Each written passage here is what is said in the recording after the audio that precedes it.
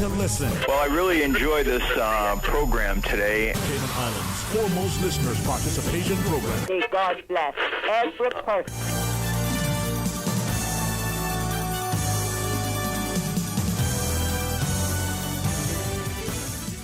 Hey, good afternoon and welcome. What a Wednesday, what a rainy day on a Thursday. Looking forward to a Friday. Well, I trust and pray that each day you look at it as a blessed day. And if you can wake up with a smile, if you can feel a person next to you in your life and say, you know what, thank God for blessings. Well, I know it's difficult, but we're going to ask you to do a couple of things. One, to be mindful of our rights and responsibilities as we engage and endeavor always to educate and inform, to be actively participating in our society. As we ask you, take advantage of this open line segment, 949-8037 or 1-800-534-8255. Stay tuned for Talk Today. Radio Cayman's Talk Today, the Cayman Islands' foremost listeners participation program.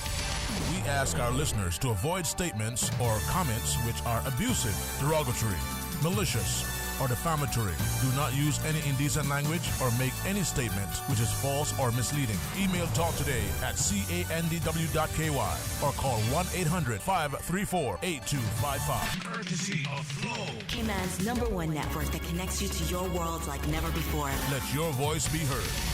Once again, here's your host, Sterling Dwayne Ebanks.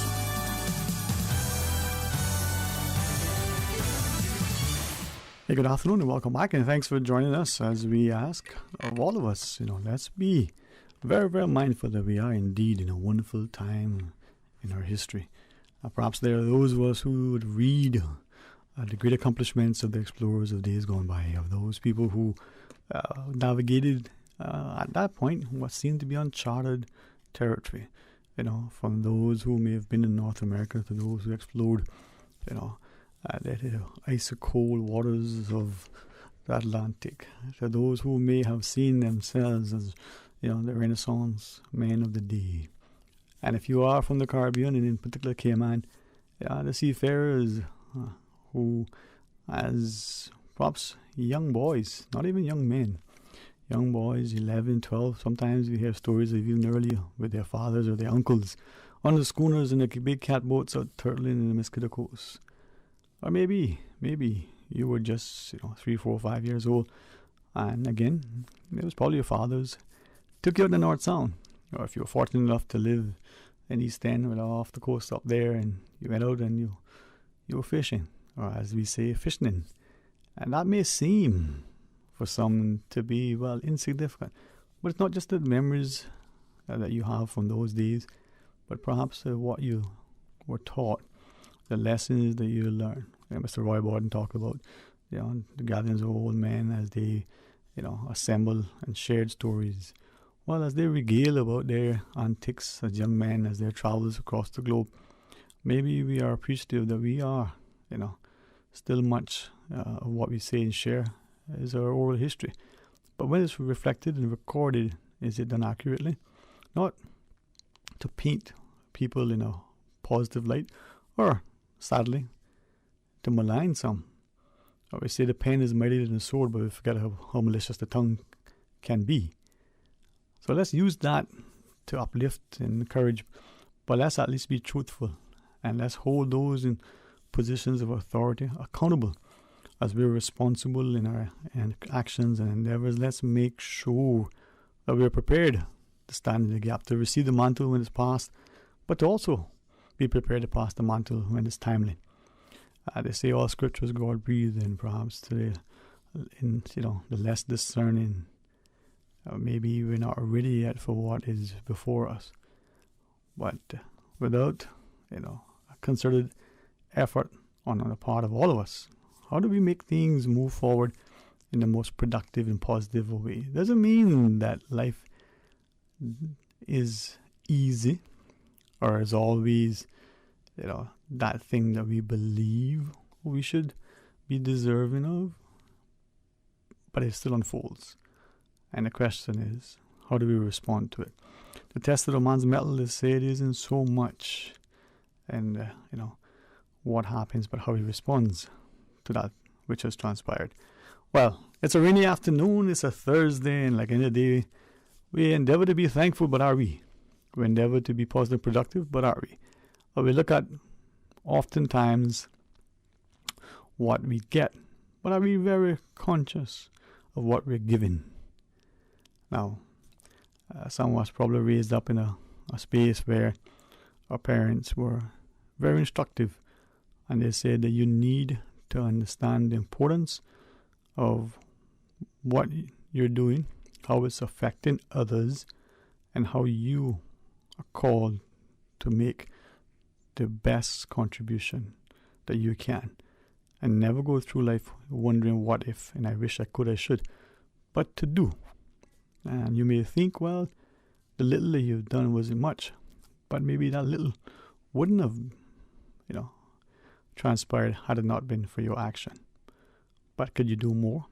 Not just write a bigger check, not just give, more of your time, not just share greater of your talent, but to do it in love.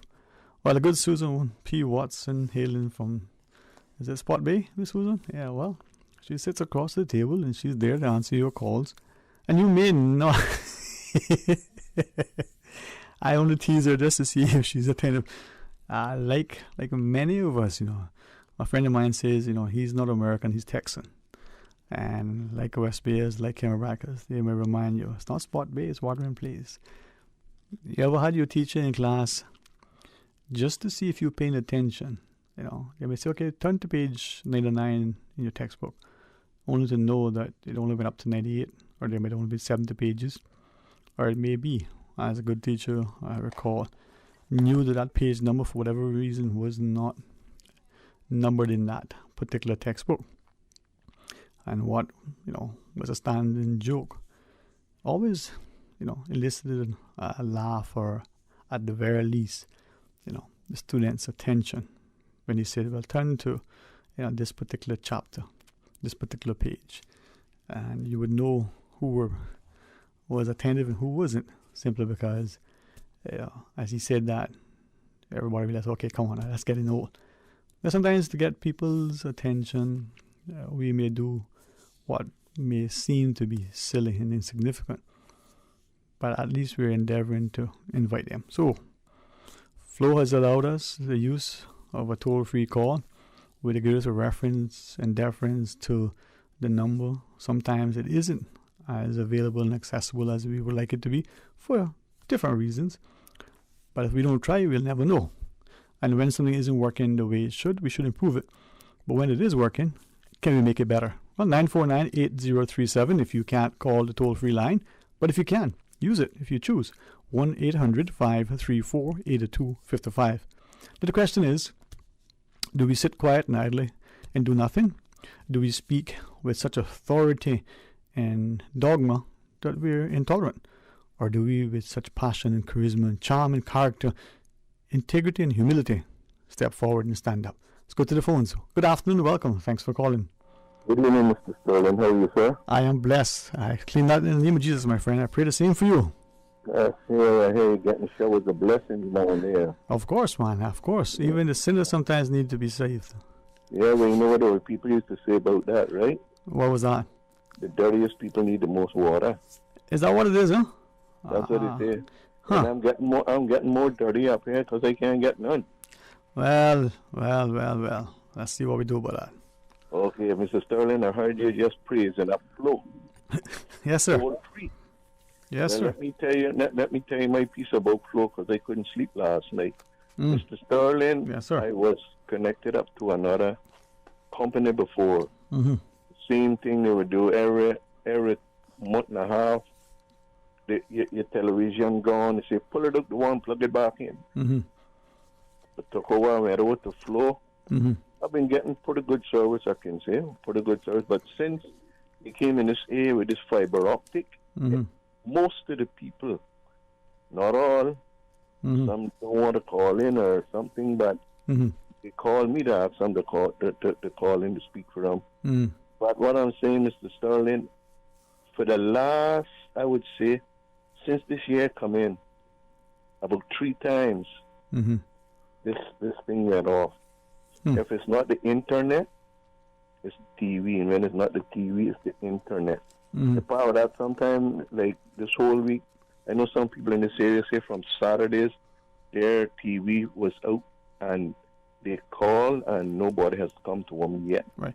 If I can ask you, before you continue, is the internet and the television one and the same as... Yes, sir. Okay, so one goes, if the internet is out, then the TV is out. Yes, sir. Okay. Yes, sir. Mostly. No, not all together, Mr. Sterling. Okay. No. Okay. Because sometime I saw my TV on, there's no internet, so I don't know how it is called. Okay. I don't know nothing about technology, but what I do know, sometime this new fiber optic came in, it was going to be fast and better service, but it's worse, Mr. Sterling. I mean, people are complaining. A neighbor said her TV, as I said, were out from Friday or Saturday. Nobody come to her yet. She reported it. Yeah. Another neighbor told me that every evening it goes off like for 4 and 5 hours. He said he never turned on his TV till maybe 10:30 or so last night. For the same reason that TV out and can't come back on. So I really don't know what's going on, but this is what I want to say. Off rig, and then I don't know what they are doing, because I know in the States, friends of mine tell me that if they lose service for a day or something, the company compensates them, but take off $10, $15 or something. But this company is just not paying you no mind, and they tell you, well, it's you have to wait so long to get the technicians, which is not their fault, But the company within themselves, they could hire more technicians to serve the people, because it's too much people, and you giving a service. But you know what, Mr. Sterling? I prove it. That computer is set to know what time you got paid that bill.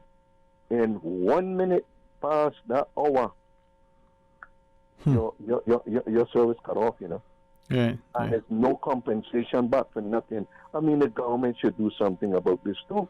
What should the government do? Happening too often. What should the government do? They can't do that with offering. Well, I'm asking you. You said they should do something, but what should they do? What is in your mind that they should do? They should make more make it fix the more regulated more, that at least that they can serve their customers better, man. I mean, every month, Mr. Sterling, this is happening. Well, I've been out now for quite a while. Mine been out too for quite a while. In other neighbors around the neighborhood, somebody tell me theirs just come on 5 o'clock this morning. And when you call flow office, they tell you plug it out, they won't plug it back in. So let me ask you, right, with that in mind, and we've heard, people on the BRAC, people across Grand Cayman and the various districts, as you're sharing, that they've had intermittent service, some challenges with reception and the like. Why is it then that we're not doing anything? I mean, you make a good point in that if you're out of, a few days of service, they should be prorated and you should be reimbursed for that lost time. But if we're not doing that, why is it we're not doing it? Well, you have to flow that. You have to off-rig that. Okay. So if we have a government entity like off-rig that is responsible and required through its remit to ensure that we get this value for service, and that's not happening, should we not? For one of competition is good for everything. Oh is Lord, we need more competition. Yeah. Well, what if that competition leads to collusion? Huh? What if that competition leads to collusion?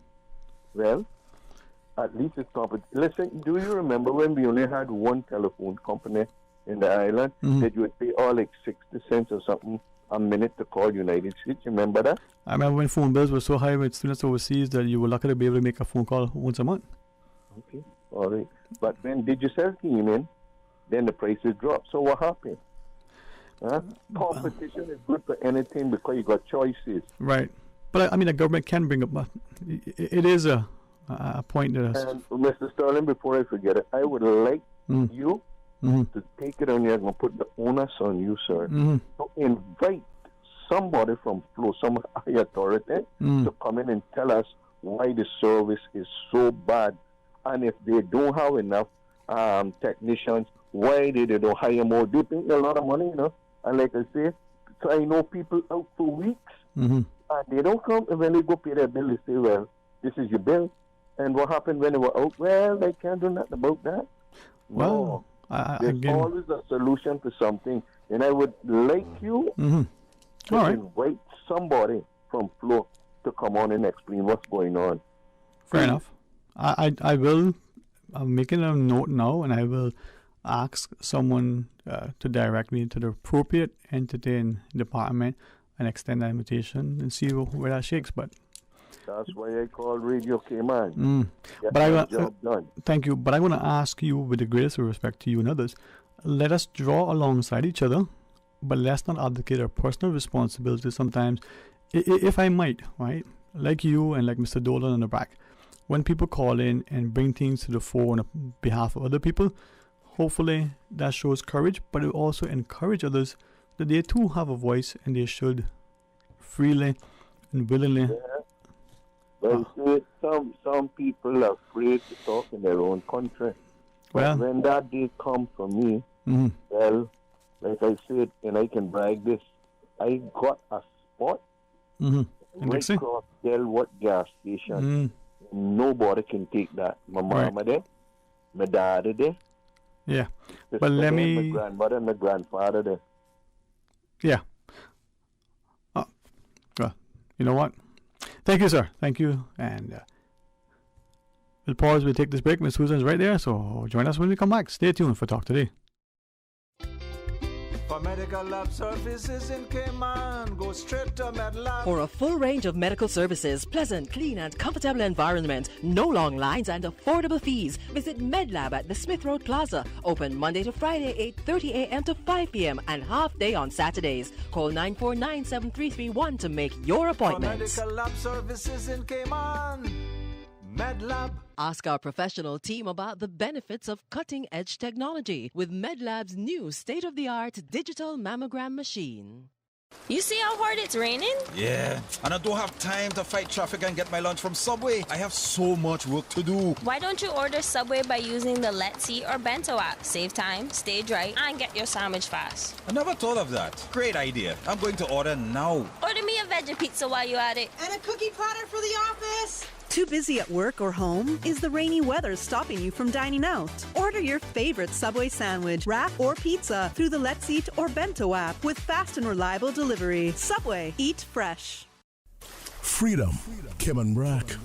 Freedom, Little Cayman. Soft breezes, blue waters, no traffic. Unwind and rejuvenate your mind, body, and soul. Sister Island Staycations, a taste of freedom. Discover all that our sister islands have to offer.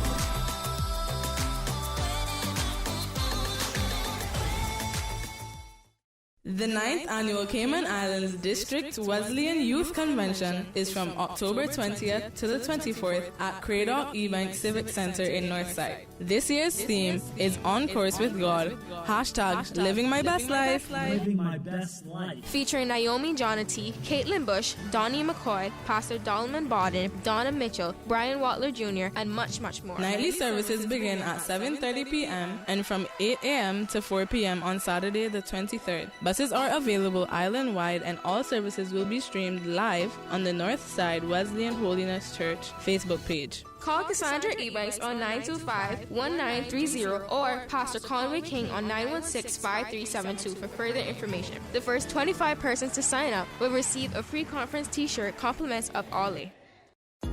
Help your children stay safe by teaching them to make safe choices every day. Marijuana can be harmful to a child's growing brain. It is important to have a conversation with your child from a young age about what marijuana is and how it can be harmful to their developing brain. For tips, log on to www.ndc.ky. This message was brought to you by the National Drug Council and Radio Cayman. Talk today. But I do have some questions. Talk today. Cayman Islands' foremost listeners participation program. Talk today. Because there are more questions than answers. What the public is saying. Waging to take your calls right now. Sterling Dwayne Ebanks.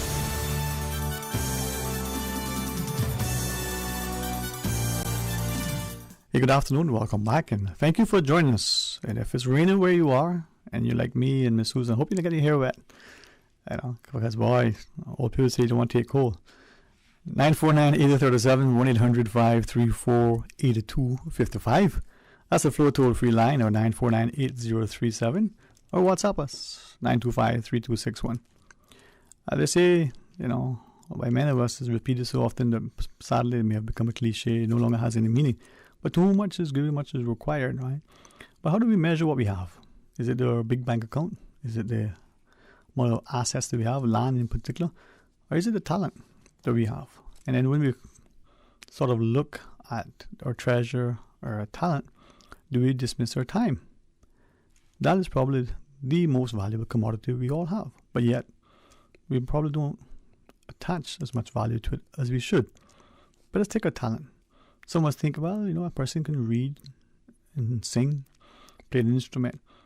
But maybe our talents are far greater than what we give ourselves credit.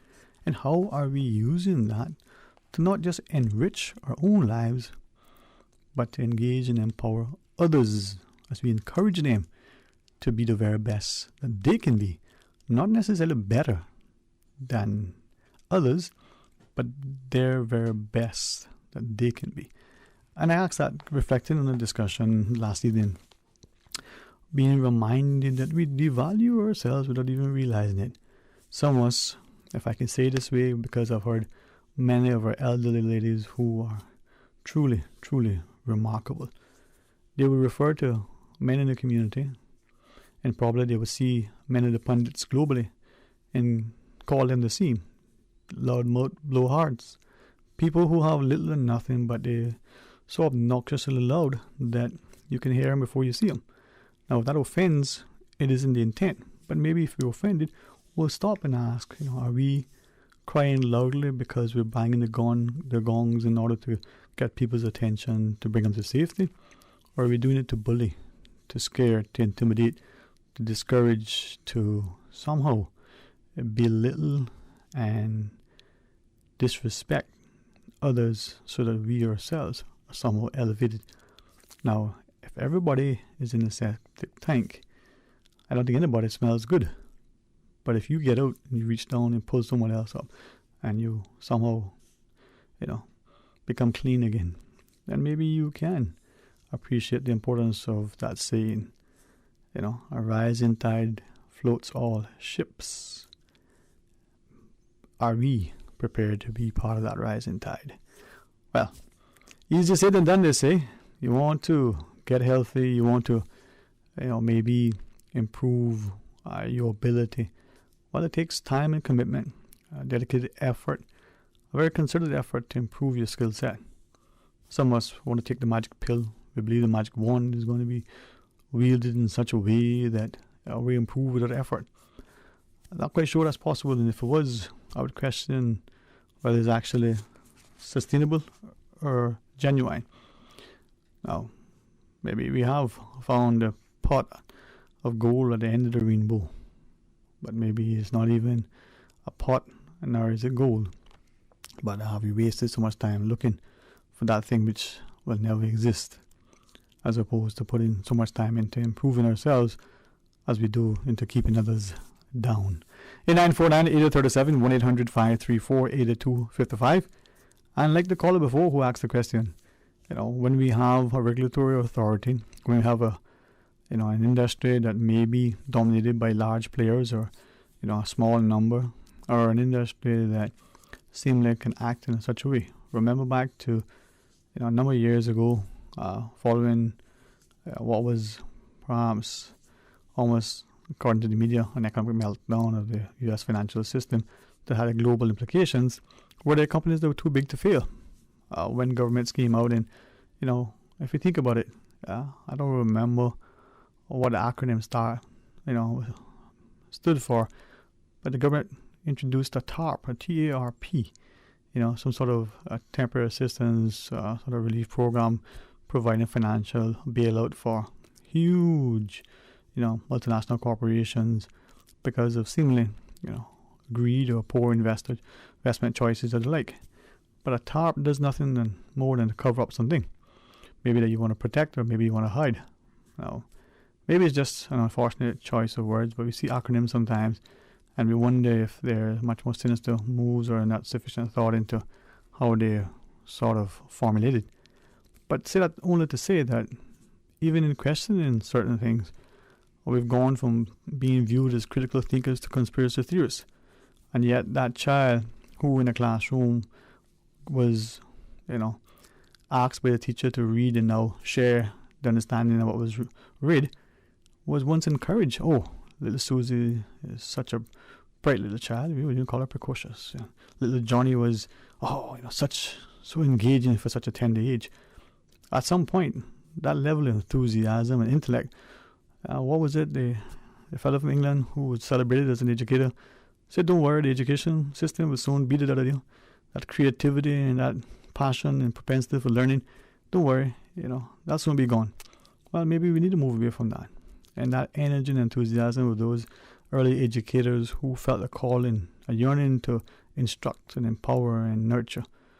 They didn't do it for the money. They did it for the love of teaching and knowledge. And those parents who invested heavily to make sure that child received as best an instruction as possible is now being looked at in a negative way. Well, what is it that Burke reminds us? Evil prevails when good people do nothing.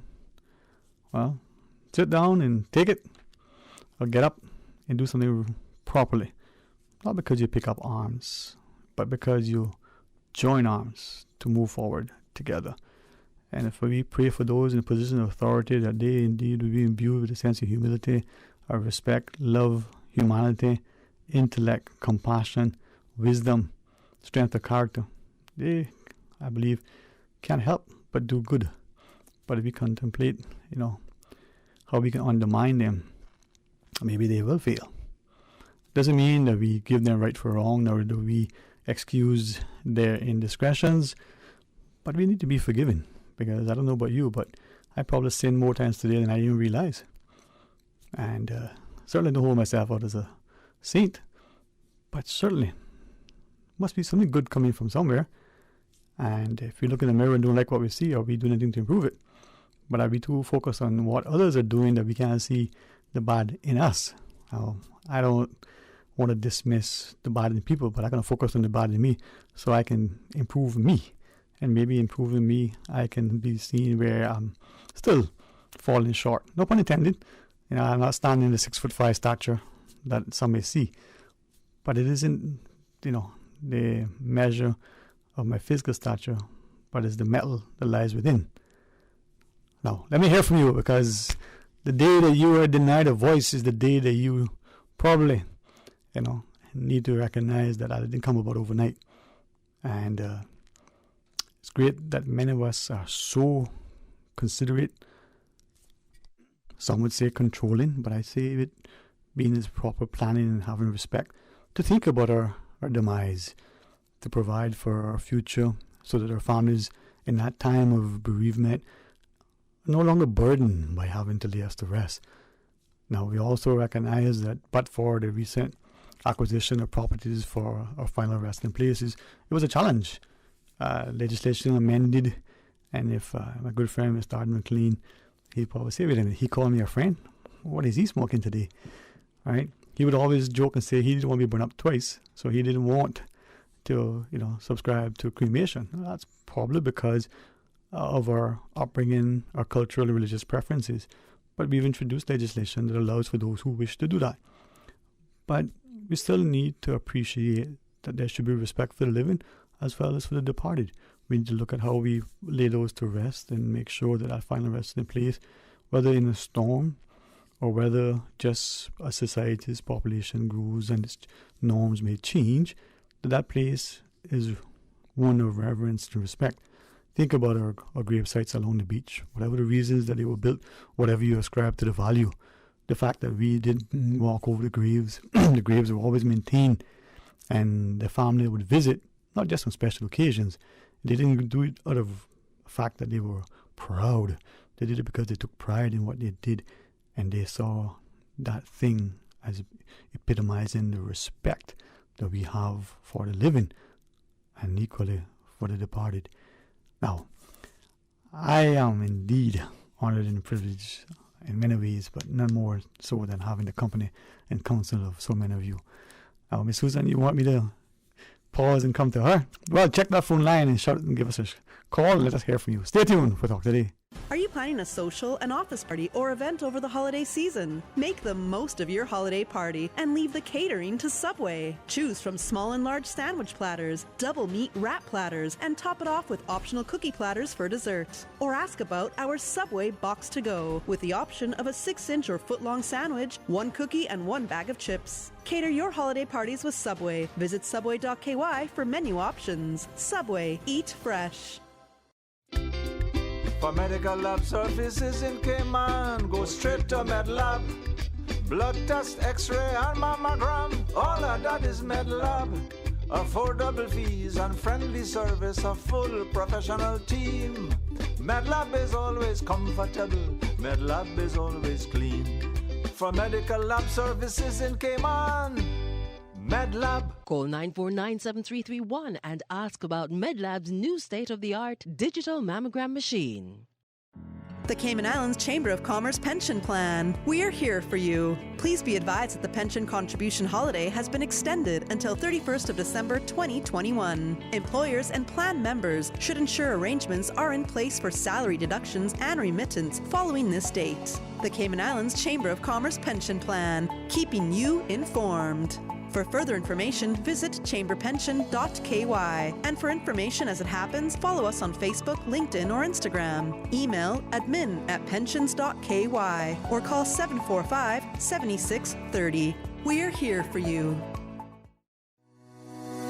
To all of our essential workers who are dedicated to caring for us during COVID-19, please remember that caring for yourself is important too. Use appropriate PPE and practice social distancing whenever possible. Take breaks, take care of yourself, and take care of each other. Remember, we are strong, we are resilient, and we will continue to get through this together. For more information on COVID-19, visit www.gov.ky/coronavirus. Talk today. But I do have some questions. Talk today. Cayman Islands' foremost listeners participation program. Talk today. Because there are more questions than answers. What the public is saying. Waiting to take your calls right now. Sterling Dwayne Ebanks.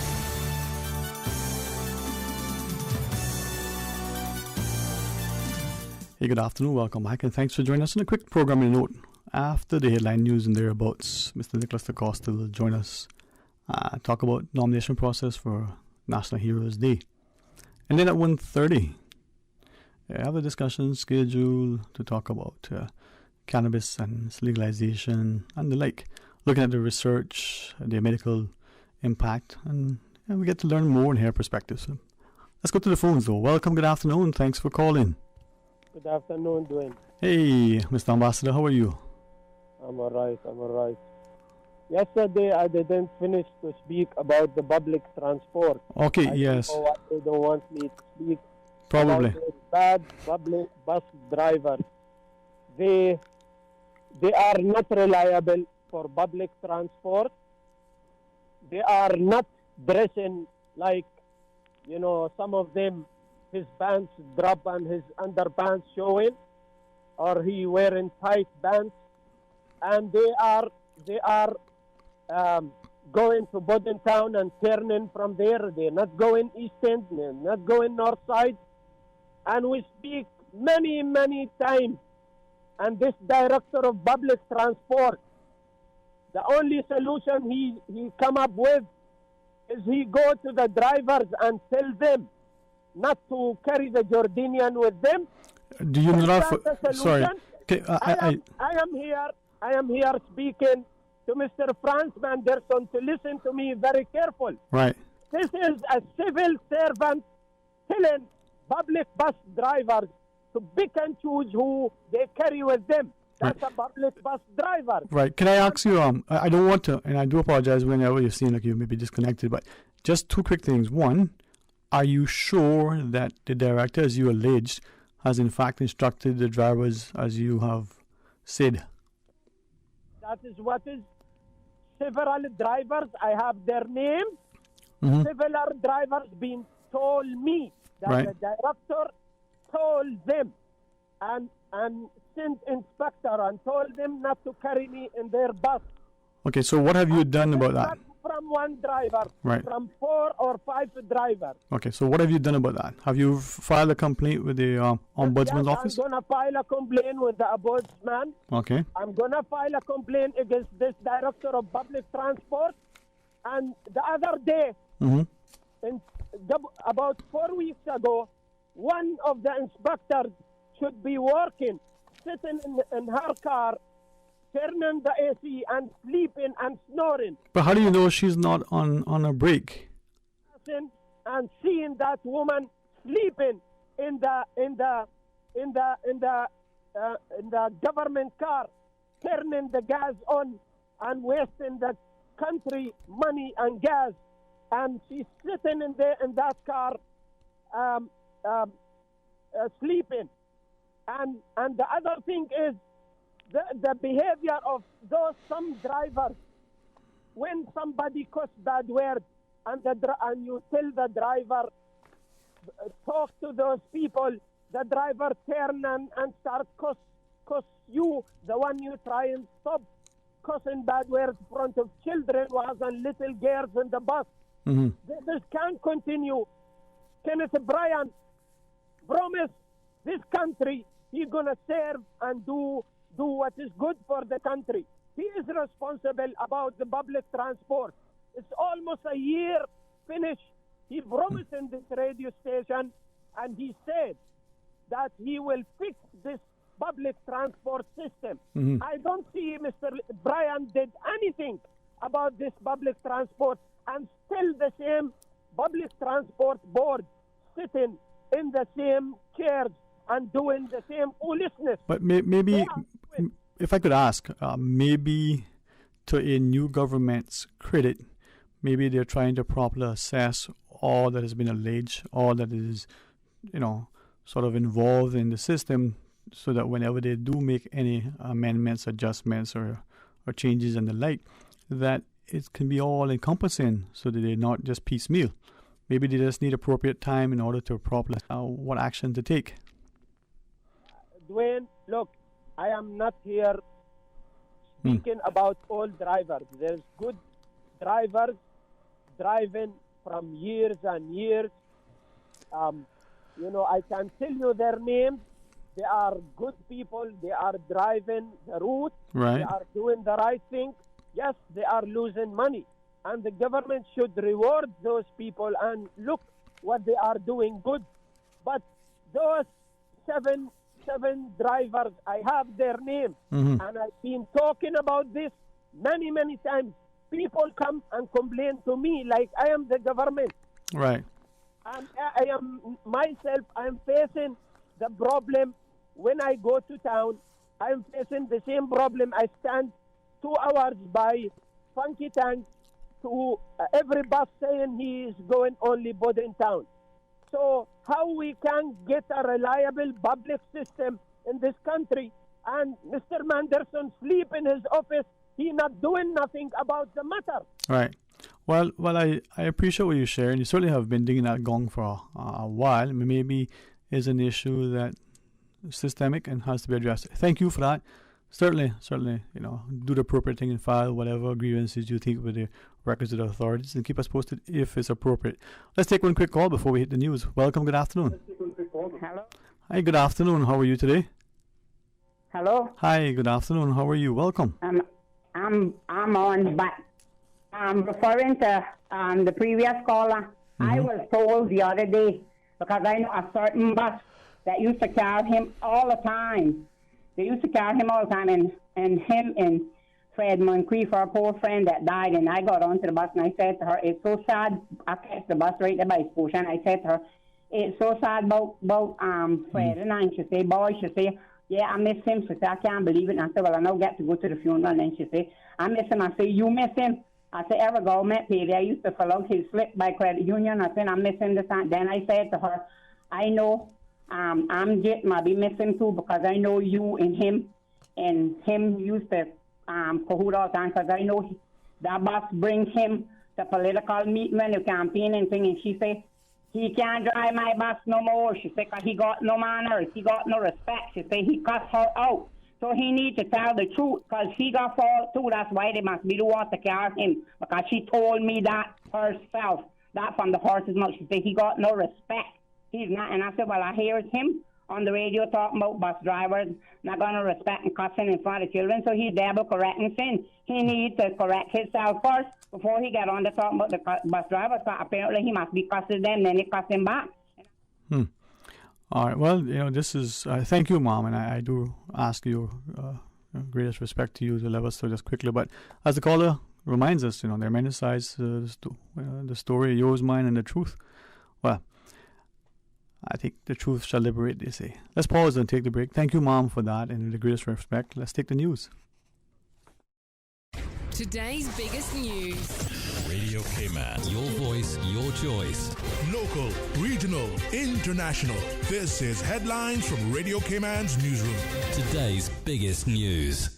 Authorities are still in the process of confirming the identity of a body found southwest of Barker's Cay midday Wednesday. The Cayman Islands Coast Guard had been searching for a man who went missing from a vessel in the North Sound on Monday evening. A body was detected at 11:30 a.m. and was recovered from the ocean around 11:45 a.m. Efforts are currently underway to confirm the identity with next of kin.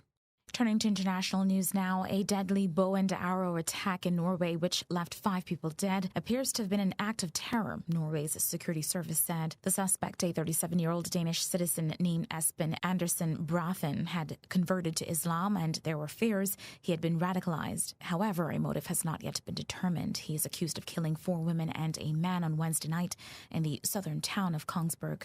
At least 6 people were killed Thursday and more than 30 injured as heavy gunfire broke out ahead of a demonstration in Beirut calling for the removal of a judge leading in a probe into the deadly August 2020 port blast. The Lebanese Red Cross reported 6 deaths during the armed clashes in the Lebanese capital. Lebanon's interior minister told reporters snipers and gunmen shot people in the head, while 4 B-7 rockets were fired into the air in the worst violence the crisis-ridden capital has seen in over 10 years. And around 300 more people fled their homes early Thursday as flows of molten rock pouring from the Cumbre Vieja volcano threatened to engulf another area on the Spanish island of La Palma. Emergency crews gave people a few hours to collect their belongings and pets and go to a meeting point. During the morning, a 4.5 magnitude earthquake rocked the island. The Spanish National Geographic Institute said the strongest of 100 quakes that have hit the eruption zone over the past 24 hours. Those are your latest headlines here on Radio Cayman. I'm Shanda Gallego. For the latest in news and information, follow Radio Cayman on social media, Facebook, Instagram, Twitter. Download the Radio Cayman app or log on to our website, radiocayman.gov.ky. Hi. It's time again for another Siwa Saying. This time is a pretty somber topic. We have a seafaring heritage, and one of the parts of that is the tragedies that take place out on the sea. I always say the sea always wins. So the topic we're going to be focusing on this time is the Majestic. The Majestic. 27 souls were on board. It was a great tragedy for Grand Cayman and something that everybody should know about and should remember. We're asking the listeners to help us out with this. We have a list of the people lost on it, but we don't have all of the names of the survivors. There were 27 people lost and 19 people survived. We would love the audience to help us out with the names and then the stories behind it. So please listen in and give us a call. The Majestic. Special feature of Talk Today with contributions from the National Museum, a language, history and culture show on Radio Cayman 89.9 and 93.9 FM. The Majestic. Boy, we sound like you want to hear what this time. Everybody, tune in. You want to hear this, right? Join us this Friday, Siwa Saying, October the 15th, The Majestic. Talk today. But I do have some questions. Talk today. Cayman Islands' foremost listeners' participation program. Talk today. Because there are more questions than answers. What the public is saying. Waiting to take your calls right now. Sterling Dwayne Ebanks.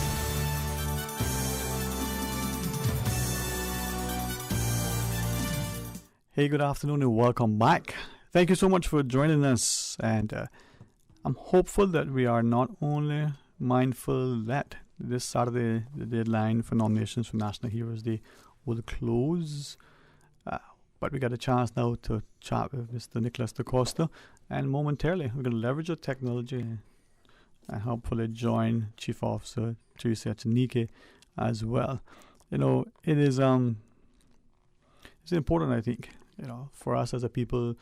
We talk about nation building, we talk about legacy, we talk about showing respect for those who have served, showing through them an example so more of us can take up the mantle and appreciate. But oftentimes, justifiably so in our minds at least, we're busy. And we don't recognize that, well, today is Monday, or it's Tuesday, or it's Wednesday, or it's Thursday. Saturday is, 2 or 4 days, 8 days away, it's next week. But next month will come and go, and we go, where did the month go? Yeah, exactly. Time goes fast, right? Yep. So, Mr. DaCosta, thanks very much, man. No, of course, and I just want to thank you, too, for the time to be on the show. It is true that time will fly by fast, because I know in the past years, most of our nominations come in right before the deadline. And I've been guilty of that in the past as well. Many of us have, huh? Yeah. But you always have a glitch with the internet or something of that sort. Yeah. And so we want to ensure that if anyone is deserving of a nomination and of recognition, that their nominations come in. Right. So the committee met again this morning to just finalize some stuff. We want to ensure that the insignia that the recipients are going to receive actually is a meaningful piece to them. Right. It represents all the uniformed services, all of the time and effort that they've put in protecting and saving lives in the country. And so we just want to ensure that all of those nominations come in. Right. To recognize them. And as we go to the phones and welcome our Chief Officer, I want people to appreciate that one person may receive one nomination or they may receive 100, but let that person not be nominated simply because we think, oh, well, of course, this person is going to be nominated because. Exactly. And everybody thinks the same thing, nobody does anything. Exactly. Yep. So let's not do that. Yep. Well, sir, I'm honored to be able to welcome Chief Officer Chinike. Good afternoon, ma'am. Welcome. Good afternoon, Sterling, and to your listening audience. It's always such a pleasure to be here. And as I was just listening to Mr. DaCosta, I want to echo what he's already said to the listening audience, because we know that the agencies that is being represented for this year's or next year's Heroes Day is so deserving of our recognition and of us giving appreciation to them for their hard work and dedication.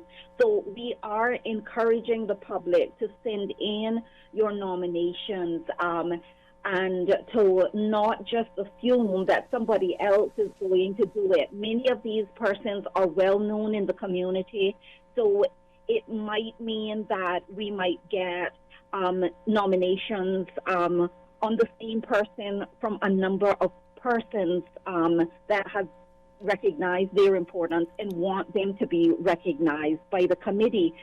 It's important that we get duplicates rather than we don't get anything at all. So we're encouraging the public to please send in your nominations for the agencies, which is the Royal Cayman Islands Police, the Fire Service, Border Control, which is inclusive of immigration and custom officers, the Prison Services, Cadet Corps, Coast Guard, and the Cayman Islands Regiment, because these entities are truly our unsung heroes, and we want to recognize them for 2022 Heroes Day. So we can't encourage the public enough. We can't say this enough. It is just so important that we give them the recognition that they so deserve. Thank you for that reminder. I think we look at Cayman sometimes and we're not sufficiently inclined to celebrate our people.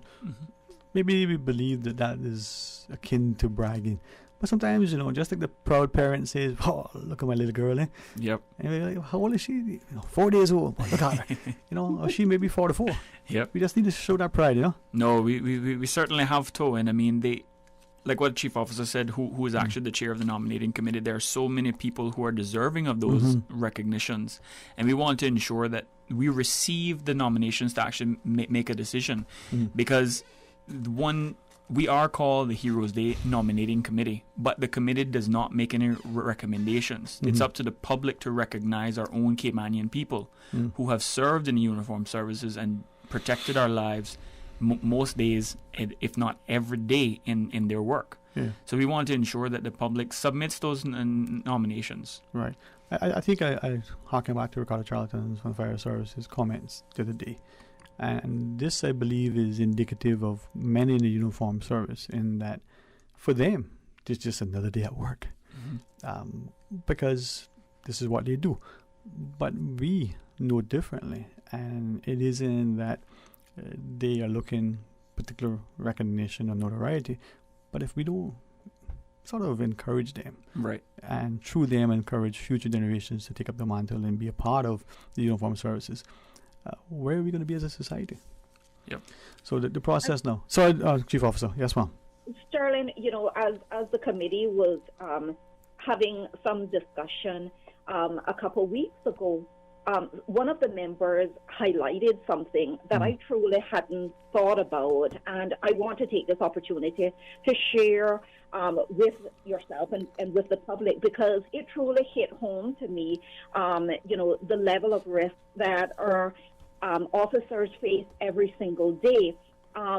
The time clock, the concept of a time clock was brought up, and we asked, well, what does a clock represent? And the committee members shared, it is the importance of officers coming off of their shift. And the other example that was given was the sunrise. When officers come off of their shift, they're blessed with another day. Because I want to step back to say, when our officers go on to their shift, they don't know what they're going to face. And they don't know if they're going to return home to their family members, because they put their lives on, their self on the line for us every single day that they go to work. And they keep our island safe, they keep us safe, and we're so appreciative. I can't emphasize that enough. And there's just so many stories and so many incidents that we truly might never know about. But this is truly the opportunity for us to highlight those stories that family members might be aware of, that people in the public might be aware of, and nobody else might be aware of. This is an opportunity for us to truly highlight their exceptional work. That's that whole idea of the exceptional work that for them is just an ordinary part of their day, but we as family members, end of the day, we are so appreciative that they've made it through another shift. I say this with the greatest of respect to all of the uniformed services, but look at the fire officers. For those for whom they are immediately within our families, we know the training that they go through. We are very, very appreciative that at the end of the day, there aren't any significant emergencies, and I pray it continues that way, that will cause them to respond.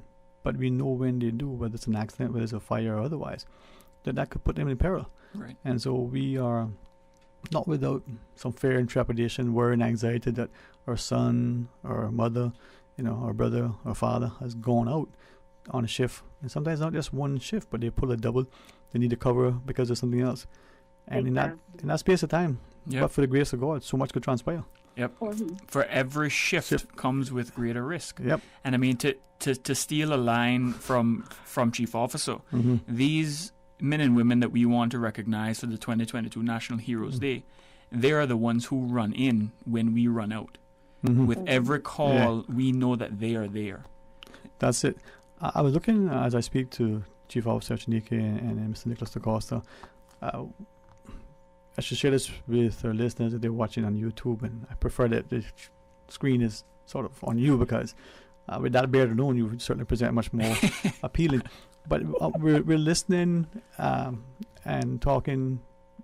I guess what's happening? Get a little bit of promotion. We should charge them for that. Let me say that. This listener has had a couple of exchanges back and forth, and sharing that in Cayman.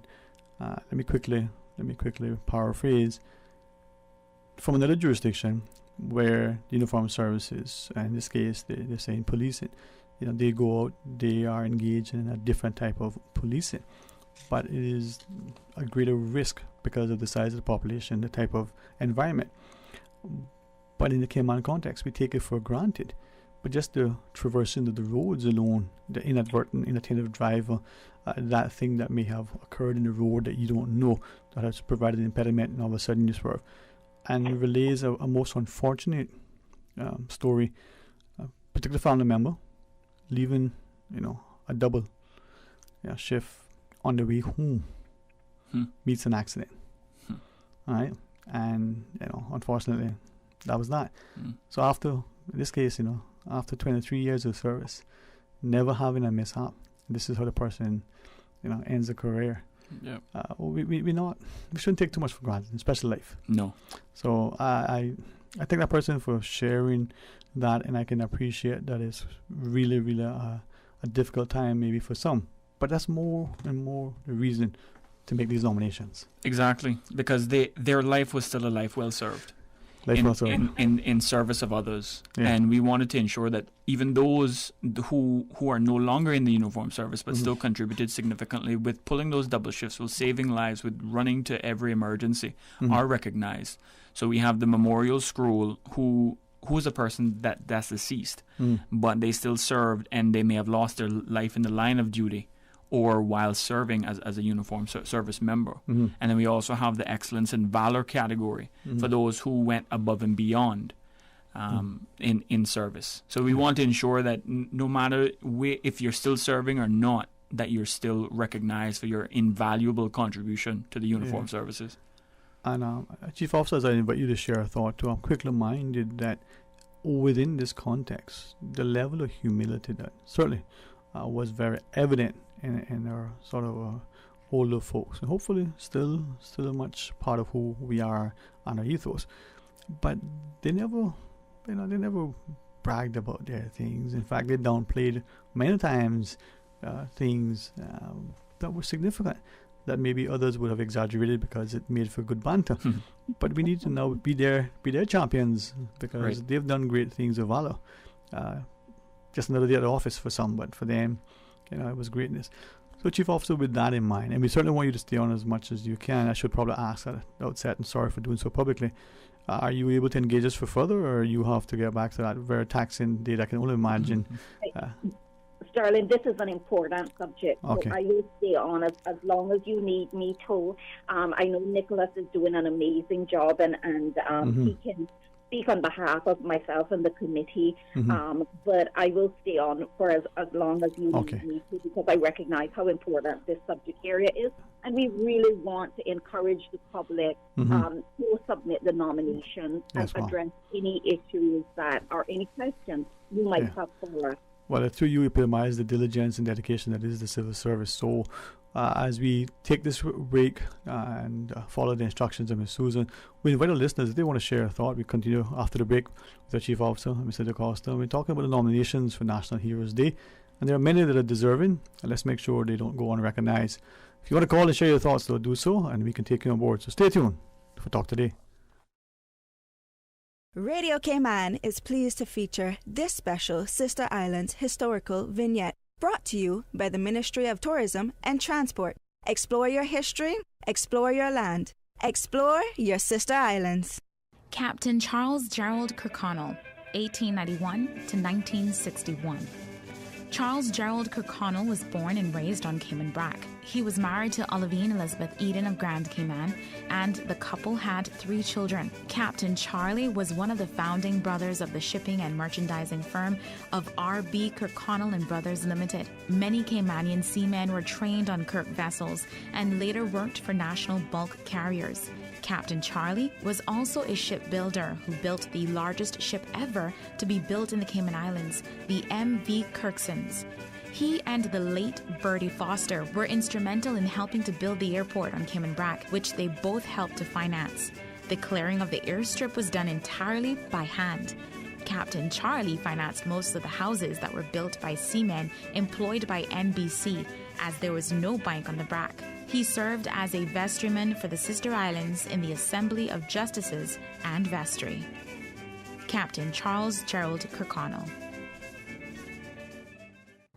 Radio Cayman is pleased to feature this special Sister Islands historical vignette, brought to you by the Ministry of Tourism and Transport. Explore your history, explore your land, Explore your sister islands.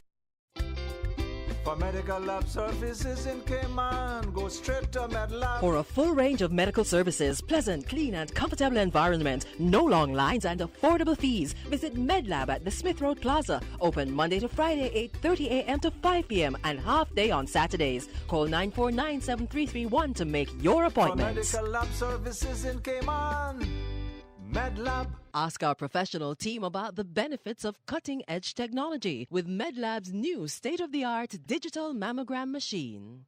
Savannah Pharmacy. Shop local and get a head start on your Christmas shopping. For ladies' handbags, clothes, shoes, fragrance, candles, and cosmetics with the newest Farmhouse Fresh line of skincare. For the gentlemen, clothes, shoes, fragrances, gift sets, and toys and games for the kids. Savannah Pharmacy provides you with more than just prescriptions. Remember, they are always just around the corner with everything your family needs. And convenient opening hours, including Sundays and holidays. Savannah Pharmacy. For more information, call 946-3336. A friendly holiday reminder. You can WhatsApp your Savannah Pharmacy prescription to 929-5045. That's 929-5045.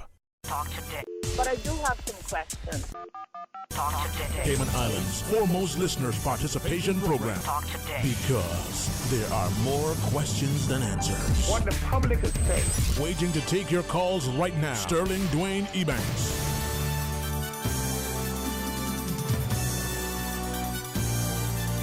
And good afternoon, welcome back, and thanks for joining us in a quick preview. 1:30, we get a chance to speak to our Marin and the third together with Mr. Prentice E. Panton about a very engaging, interesting topic.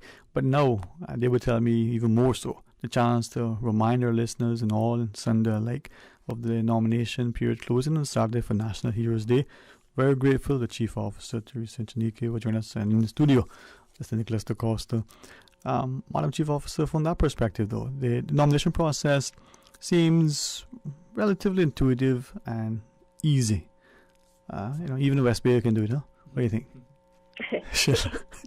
It is extremely simple.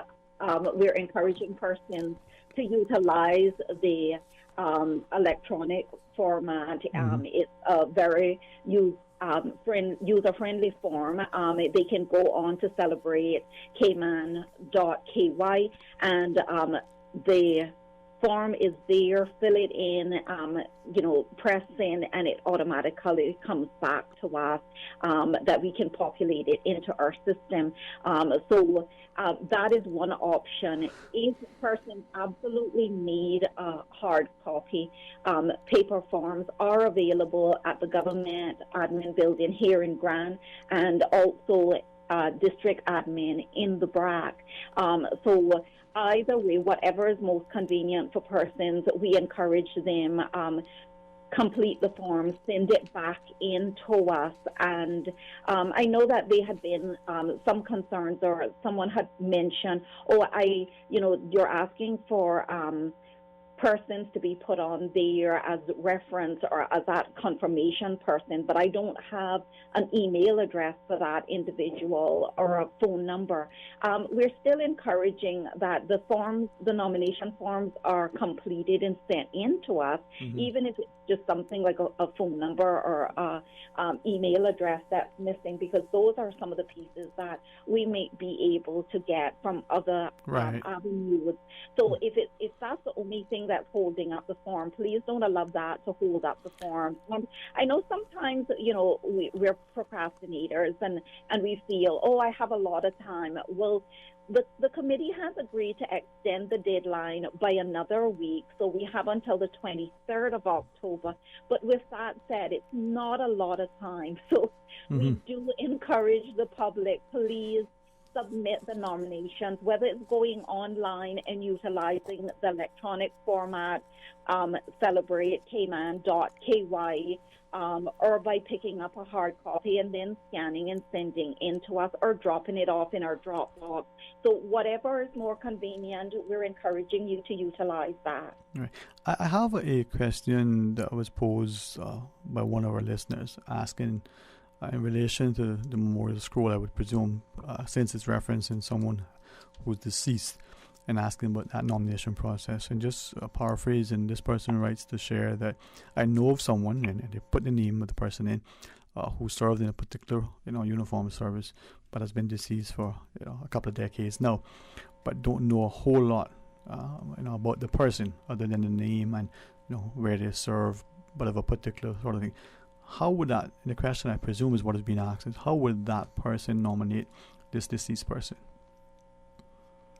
Well, Chief, I'll take that one. So on the nomination form itself, you can be the nominator, and you can give a brief description of what the services they provided when they were in the uniform services. Okay. But one thing the form does ask is for 2 references that can corroborate what you put on the nomination form. So if you yourself don't know much, put down 2 references that do know the information. So like the family members or maybe a former colleague or exactly, because and on the form it'll ask you how is the reference person affiliated with the nominee. Okay.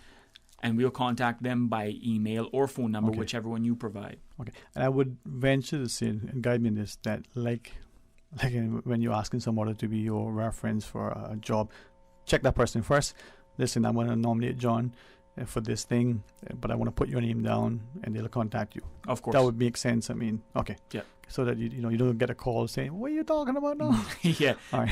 No, we want to make sure that the information that's provided on the form is correct, right, and facts, and those 2 persons should be aware that the nomination is going in, and they can corroborate all the facts in the nomination. Okay. So Chief, with that perspective, as we look at this whole process and the various categories, this is something for all who live and work here, who have served in the uniformed services, irrespective of country of origin.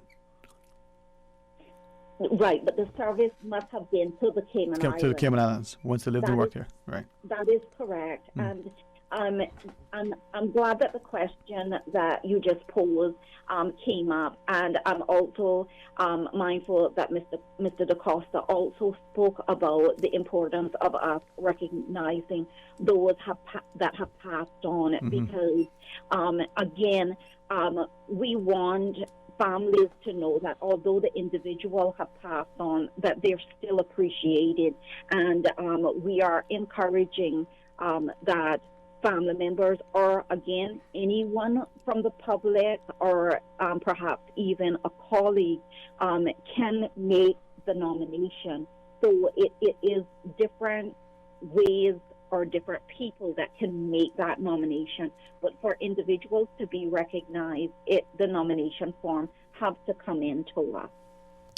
Well, you know what, I'm glad that you were so gracious in extended period, but I hope people will still see that it's not much time still between now and then, and act as if it was tomorrow, because literally it is. Exactly, and it will feel like tomorrow, especially if you wait until next week Friday to submit the application again. Yeah. But your listeners on Radio Cayman did hear about that First Day Extension, and we're hoping, since Radio Cayman broadcasts very well to Caymanbrac and Little Cayman, we want to ensure that we get nominations. As I'm a bit biased here, but I know we have a lot of strong uniform service members from the Brac and Little Cayman who have served or continue to serve and made significant contributions. So we want to make sure that all of those are recognized as well. Yeah. And so, like we said, celebrateCayman.ky. It's about celebrating our own Caymanians that have served us through the uniform services. So that's the website to go to, or at the district admin in Caymanbrac to get the paper forms. Yeah, and thank you for emphasizing that, because I think sometimes inadvertently we may interpret, not so much that it's been communicated that way, but we may interpret, they were talking about us or here. This is the Cayman Islands. Right. So if you listening, be cognizant. As we close our discussion, Chief Officer, any closing thoughts you may want to leave with our listeners? Well, Sterling, I don't know how much more I can emphasize this or try to stress the importance of this process. Like I said before, these entities and the individuals that are part of these entities, past and present, are so deserving of our recognition and our appreciation. Their work goes on from day to day, and many times we don't recognize the level of risk that they're placing themselves at every single day to ensure our safety. And this is an excellent opportunity for us to recognize those persons that are so deserving of this honor. Mm-hmm. And it is indeed an honor. So true. We want to encourage the public, we want to encourage the listening audience. Definitely submit the nomination forms and recognize these deserving persons. Well, thank you very much, and you guys do a great job and certainly an invaluable service, and hopefully as a public will be so willing to respond in kind. Mr. DaCosta, as you're seated and present, what closing thoughts say though? I just want to echo everything Chief Officer Echenike just mentioned, and I am looking forward to receiving all the nominations and reading the stories about our brave Caymanians, and looking forward to honouring them next year, January at Heroes Day. So celebrate Cayman.ky. Get the nominations in. All right. Thank you very much, Mr. DaCosta and Ms. Echenike. Thank you as well. May I invite each of you to have a wonderful rainy Thursday afternoon, and if nothing else, if you want to go out and play in the rain, tell them say I said so, because that keeps us young and healthy and energized and youthful, all right? Thank you, Mom. All right, with that, let's pause and take a break and rejoin us for a discussion about, to legalize, to decriminalize. Is that the question? Stay tuned. We'll talk today. At Subway, we caramel a lot about our customers, so we decided to give you 2 treats in one with the new Caramel Apple Cookie. Enjoy cinnamon apples, caramel bits, and salted caramel crunch baked in, and topped with a drizzle of caramel-flavored icing. Gooey, crunchy, and yummy. Complete your Subway sandwich, pizza, or salad with the delicious Caramel Apple Cookie or any other cookie flavor and dessert, available for limited time at all Subway locations. Subway, eat fresh. We may be in Christmas shopping mode, but 'tis the flu season too. Savannah Pharmacy has immune system boosters for the entire family with a range of vitamins and supplements. Their knowledgeable and courteous pharmacists are always available to offer the best advice and products. Remember, they are always just around the corner with everything your family needs and convenient opening hours, including Sundays and holidays. Savannah Pharmacy. For more information, call 946-3336. A friendly holiday reminder. You can WhatsApp your Savannah Pharmacy prescription to 929-5045. That's 929-5045. The Cayman Islands Chamber of Commerce Pension Plan. We're here for you. We are a non-for-profit member-centric plan with a democratically elected volunteer board of trustees representing all sectors of the Cayman Islands economy. Chamber Pension has an all-in expense ratio of 0.72% over 16,000 members, $430 million in assets under management. We were the first multi-employer pension plan approved by the regulator in the late 1990s, and today we are still strong, secure, and are here for employees and employers alike. If you would like to join or request further information, visit chamberpension.ky. And for information as it happens, follow us on Facebook, LinkedIn, or Instagram. Email admin@pensions.ky or call 745-7630. The Cayman Islands Chamber of Commerce Pension Plan. We're here for you. What do you do if you have to go to a shelter? To help you safely prepare, evacuate, and shelter while protecting yourself and others from COVID-19 this hurricane season, here's some tips from the Public Health Department. If you must go to a shelter, be ready to protect yourself and others. Practice social distancing of at least 6 feet from others. Follow public health's preventative actions. Wash your hands with soap and water, often if possible, or use hand sanitizer, cover coughs and sneezes, and wear masks or cloth face coverings.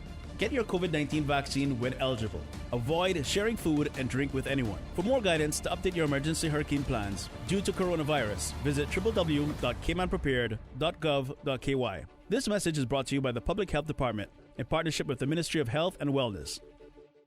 Talk today. but I do have some questions. Cayman Islands' foremost listeners participation program. Because there are more questions than answers. What the public is saying. Waiting to take your calls right now. Sterling Dwayne Ebanks.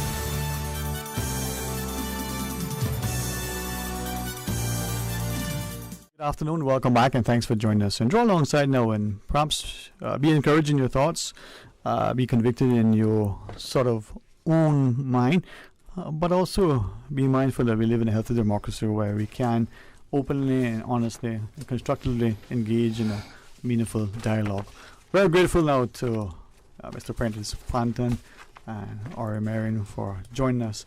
I believe oftentimes the health of a democracy is evident in the willingness of its populace to publicly engage in banter, to take on sometimes the status quo, but to champion it, and sometimes to be willing to say, listen, it's time that we swim against the current, like the salmon hidden upstream. If we didn't do that and it was successful, would we get caviar? No, it's good. Well, gentlemen, good afternoon. Mr. Panton, to you, sir. Welcome. Yeah, thanks very much for having us here, and I'm also one of those that likes to take on the hot topic issues for the most part. Yeah. No, really? Yeah, I think I agree with you. It's definitely a conversation that's long overdue. We're in a sense enforcing laws here in Cayman that, for the most part, around the world, the Western countries that actually created the laws and made it illegal in the first place. Most of their societies have some form of legalization, and I think definitely it's a time that we look at that and go forward. And along with Ori, we got together, and he certainly researched the law very thoroughly, and I'll let him more or less talk on that. For me, it's more in a sense of almost like a health issue, a job issue, a societal issue that we need to look at and look at decriminalization and hopefully ultimately full recreational. I want to maybe invite you initially for your sentiments at some point in this ongoing discussion to help me. I don't know if anybody does, but for my personal edification, to understand whether it's semantics, legalization versus decriminalization. Is there a difference, and if so, what is, right? And maybe at some point the history. But first off, at some point, whether today or next year, I want to understand that. I can read it and see it in a dictionary. I can get it from somewhere, but... Well, certainly, Dwayne, and thank you very much for having me, first of all. We appreciate you on Radio Cayman having us on. Yeah.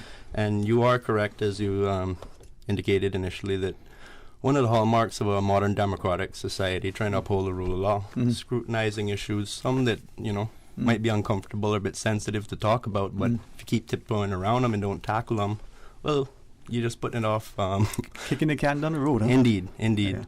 So, once again, I'm very grateful to have both myself and Prentice on. We're both having a bit to say today. Yeah, man. Well, it's interesting, right? So not scientifically, I'm getting tired of hearing but follow the science. I just want to hear science.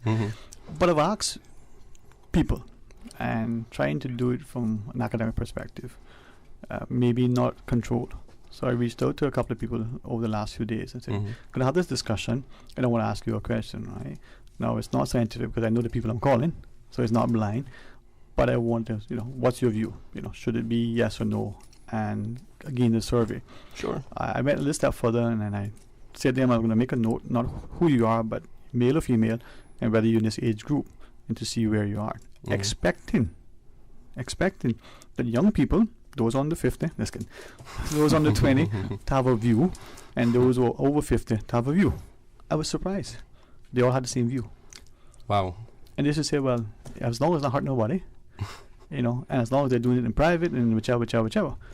I thought, wow. Now, the other question they asked was... Keyword you just said, private? Private. It's very important. Right. Remember that word. Yeah, I didn't ask them whether public or private. All of them said that, right?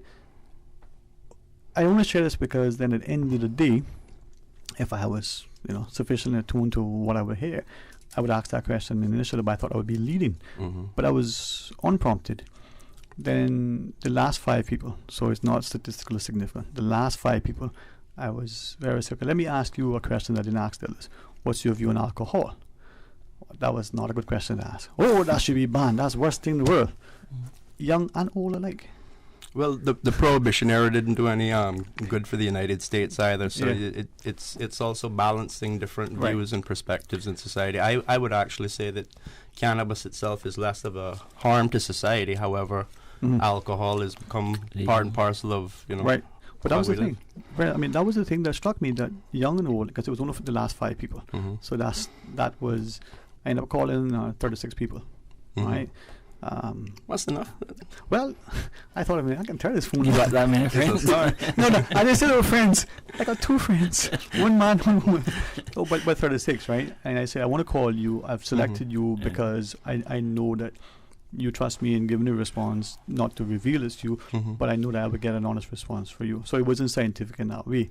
But I also, other than one person, maybe 2, like one person, I kind of knew the view.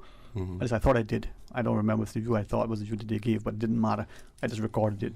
Male, this age group, yes or no. I'd be interested in maybe even asking you some questions about that, maybe it's to follow up. I think it would be enriching. But yeah, coffee. You could ask. Sorry. I would want to say one thing, if I could, Dwayne. I think we're talking about decriminalization of cannabis. And we're talking about broadening medical cannabis laws. So just I was going to come to that. Okay. Medical cannabis is legal right now, but only extracts and tinctures, and it's only an importation of it. There's no domestic cultivation or cannabinoid extraction. But I do want to say this. A reoccurring theme that's going to come up a lot, so I'm just going to say I might repeat myself, but like Mr. Raymond Albergo, who I have a great deal of respect and admiration for, says, and repetition bears emphasis. So I'm going to keep repeating it, because I think the Constitution is the one law that every person who is a lawyer or a non-lawyer should have handy at all times and be reading. Well, I was grounded just like my Bible. Yeah, Mr. Albergo once way back. Bible first, Constitution after. And he referenced, he said it was before the judge, and the judge was saying, about to list the case, and everything was so busy, the docket was full, and he said, Your Honor, respectfully, the only case my client is concerned about is the one that affects him. The rest of it didn't matter.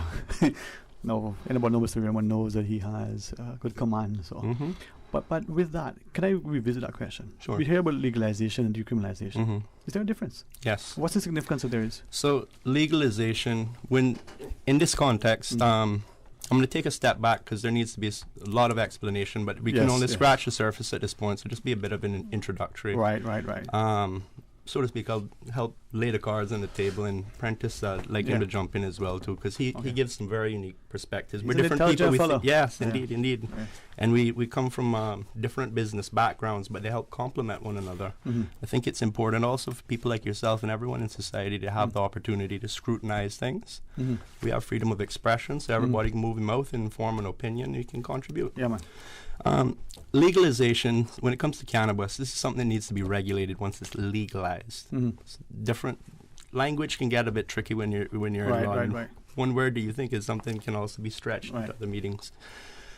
Decriminalization is when what you're doing is not criminalizing something that would otherwise be an offense. So, for example, decriminalization could be in the context of, let's say, decriminalization of cannabis by adults using private for personal purposes, such as consumption, use, possession, and the shocking one is cultivation, but it's actually a very strong one, and I don't know if I'll be able to get into all the details today, but that even shocked me, how strong it was as a human right. One thing I would like to emphasize from the start is that our Constitution is the supreme law of the Cayman Islands. Even more so, the Bill of Rights. It's called the Bill of Rights, freedoms and responsibilities, but call it the Bill of Rights, and that's deemed to be literally the cornerstone of democracy in the Cayman Islands. And it's very important that in the Cayman Islands, everybody, at least if you don't read the Constitution, I suggest you read the Bill of Rights. It's the most powerful document and words that you might ever be able to use in society to help benefit yourself and benefit society. And part of the reason that we're here today also that I want to talk about is a petition that has been drafted and is circulating within the local society, and there's a lot of signatures. It'd be nice to get them all in one place, because a lot of us are, it's not just us, it's other people helping as well too. But the Constitution, I think this is really important, and I want to read one thing from it really quickly, because I think this is something that slips a lot of people. So not only is it the cornerstone of democracy in the Cayman Islands, the Constitution confirms or creates certain responsibilities of government and corresponding rights of every person against the government. Mm-hmm. Now, it's not a us versus them, but there's some circularity. Governmental responsibility, our rights. You can't divorce the two. Mm-hmm. But the Bill of Rights is individual-based. I think government's views on things might be more population-based. Mm-hmm. So you're always having a tug-of-war with some of these issues. But there is a way to reason your way through. I don't know if we won't be able to get through all that today, but we can give you at least a... We want a better understanding, because I think this is where the Constitution in itself, I think, sadly, we somewhat painted a picture to our populace, especially the voters, that this is a document you don't need to worry about it. We know it, we don't need to know about it. I disagree. Like the Bible, we should have a Constitution in our homes, but we don't appreciate it. And although this isn't intended to be inflammatory, it probably be seen as such. But we're told, well, you don't have rights anymore if you're a work permit holder when it comes to this. Well, rights are rights, responsibilities are responsibilities. Correct. So with this petition, we want to know where is it, who can sign it, and what is it asking for? That's very unique insight right there, because we are going to have some additional ones where non-Caymanians can sign, local residents and so forth, but the only person who can sign it that actually, in accordance with the Constitution, under Section 70, where voters can trigger and initiate a referendum, that similar to what the CPR issue. Right. That was the first time we saw a form of direct democracy kind of almost take shape there. Participative democracy. Correct. Right. This is for Caymanian citizens who vote. So once again, we're talking about direct democracy. When we vote, we elect representatives. That's representative democracy. Right. So it's nice to have a balance, especially where like to think of John F. Kennedy's words, where says think not what you can do for your country, or what your country can do for you, but what you can do for your country. Yeah. Well, Section 70 is an opportunity that the people can do things for the people, by the people, and give Parliament a mandate. And it's nothing wrong with that. To tell you the truth, government and the legislative and executive branches are so busy, as is the judiciary.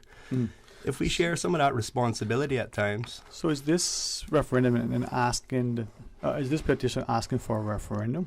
Yes, it is. And it's initially, in order, per the Constitution, to trigger a sufficient number of voters to trigger the referendum. Correct. 25% of the all registered voters at the time. So as this increases, yes, once it was 5,000, you need less number. Once 50,000, you need more. But civil servants always come into play as being such a large number of people who are voters, also connected to family, and this is an emotive issue. Some would sign it because they believe it's important in terms of democracy. Others would, for other reasons, would not sign it. So we want to understand what it's asking for. But specifically, do we know whether this would come under the ambits that would allow anyone, including civil servants, statutory authority employees, or the like, who wish to sign? Are they free to sign this? Yeah, they have a democratic right to they have the constitutional right to exercise their democratic rights in the form of direct democracy. What they have to be careful of is not expressing their view. We talk about freedom of expression. They need to not do that publicly, so they can sign democratic documents such as this. We would, by the way, we're also realizing as we go along, there's certain things you need to make adjustments as you go along. Right. We are running into the issues where we're realizing that some people are Cayman Islands in many ways is very private. We're very interpersonal, but we're very private. Yes, we like our privacy. Ironically, we're going to talk about privacy rights a lot throughout this time, but that and the data protection, a lot of things that we want to make sure that anyone who wants to exercise the democratic right is protected as well, to where they don't feel that there's going to be any backlash by them exercising their democratic rights. In that, to apprentice, we can exclude you, but not. He's a legal mind. Yeah, well, I'm here for the good looks. I am glad that you are, because at least one of us is. All right. So what we're going to do now? We're going to pause and take a break. We come back. Could we invite you to maybe share what the petition is actually calling for? Absolutely. And get into that. And as people listen, this is my endeavor. Who knows what I'll be labeled after this? Here, SBA, you must mean... No, this just means that I love my democracy. And yeah, you can't clean the SBA. I was going to say, you can put the blame on me, if anything. I'll take it off. What was that Manila song? Somebody got to do it. Blame it on the rain? Blame it on the drain. Susan, please. I'm going to pause and take a break. When you come back, more talk today.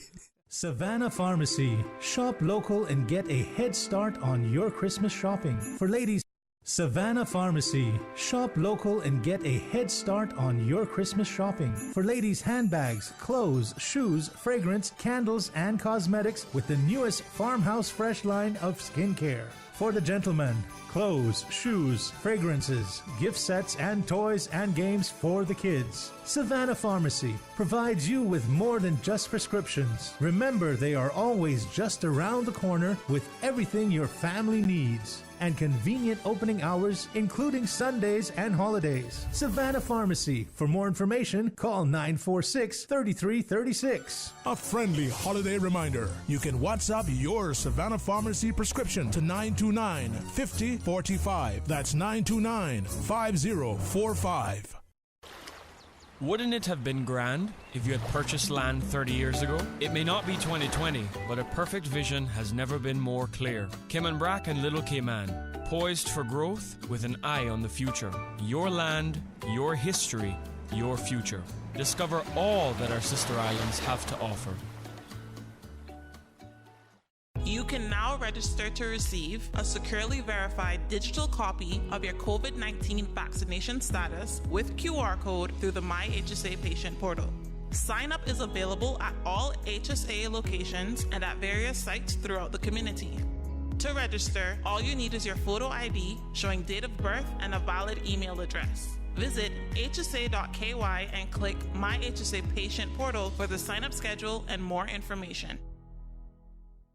The 8:10 a.m. Weather Report, Monday through Friday, is proudly sponsored by Pan American International Insurance Corporation. Pan American International Insurance Corporation, meeting the life, accident, and health insurance needs of individuals and businesses to ensure financial security and peace of mind. For more information, call 949-8304 or visit www.palig.com. That's PALIG.com. COVID-19 vaccines are the only way forward in reopening our borders safely. Take the COVID-19 vaccine to protect yourself and the ones you love, especially those of us who cannot get vaccinated. For more information on the COVID-19 vaccine, visit www.gov.ky/coronavirus. Come on, Cayman. Let's get ready to reopen. Countries all over the world are proving life can go on and we can safely coexist with COVID-19 in our community. With open borders, our readiness will be vital to protect each other and our islands. We can do this. Have your voice heard and pledge you are ready to safely reopen. Visit reopencayman.com. Join the movement and pledge that you are ready to reopen on November 22.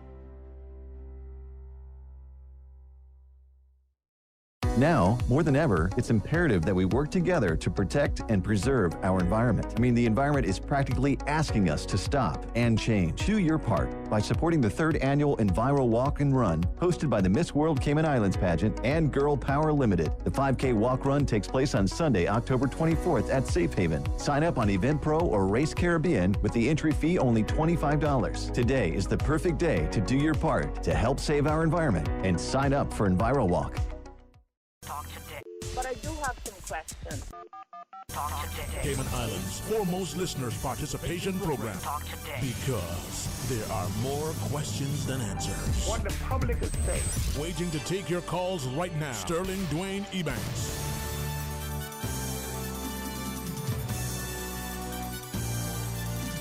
Hey, good afternoon. Welcome back, and thanks for joining us. And here's a preview sort of a cursory discussion on a topic about, the use of cannabis as medical benefits and the like, and a petition that's been in circulation. Or Marin together with Mr. Prentice Panton joins us. Gents, we do have a caller online for those who want to weigh in. Sure. The phone lines are there. When you answer and you hear that sultry voice of the singer Susan answer as well, you just consider it that even better. Let's go to the phones. Welcome, good afternoon, and thanks for calling. Hello. Hi, how are you? Good afternoon, Dwayne. Good afternoon to your guest. Afternoon. Good afternoon, caller.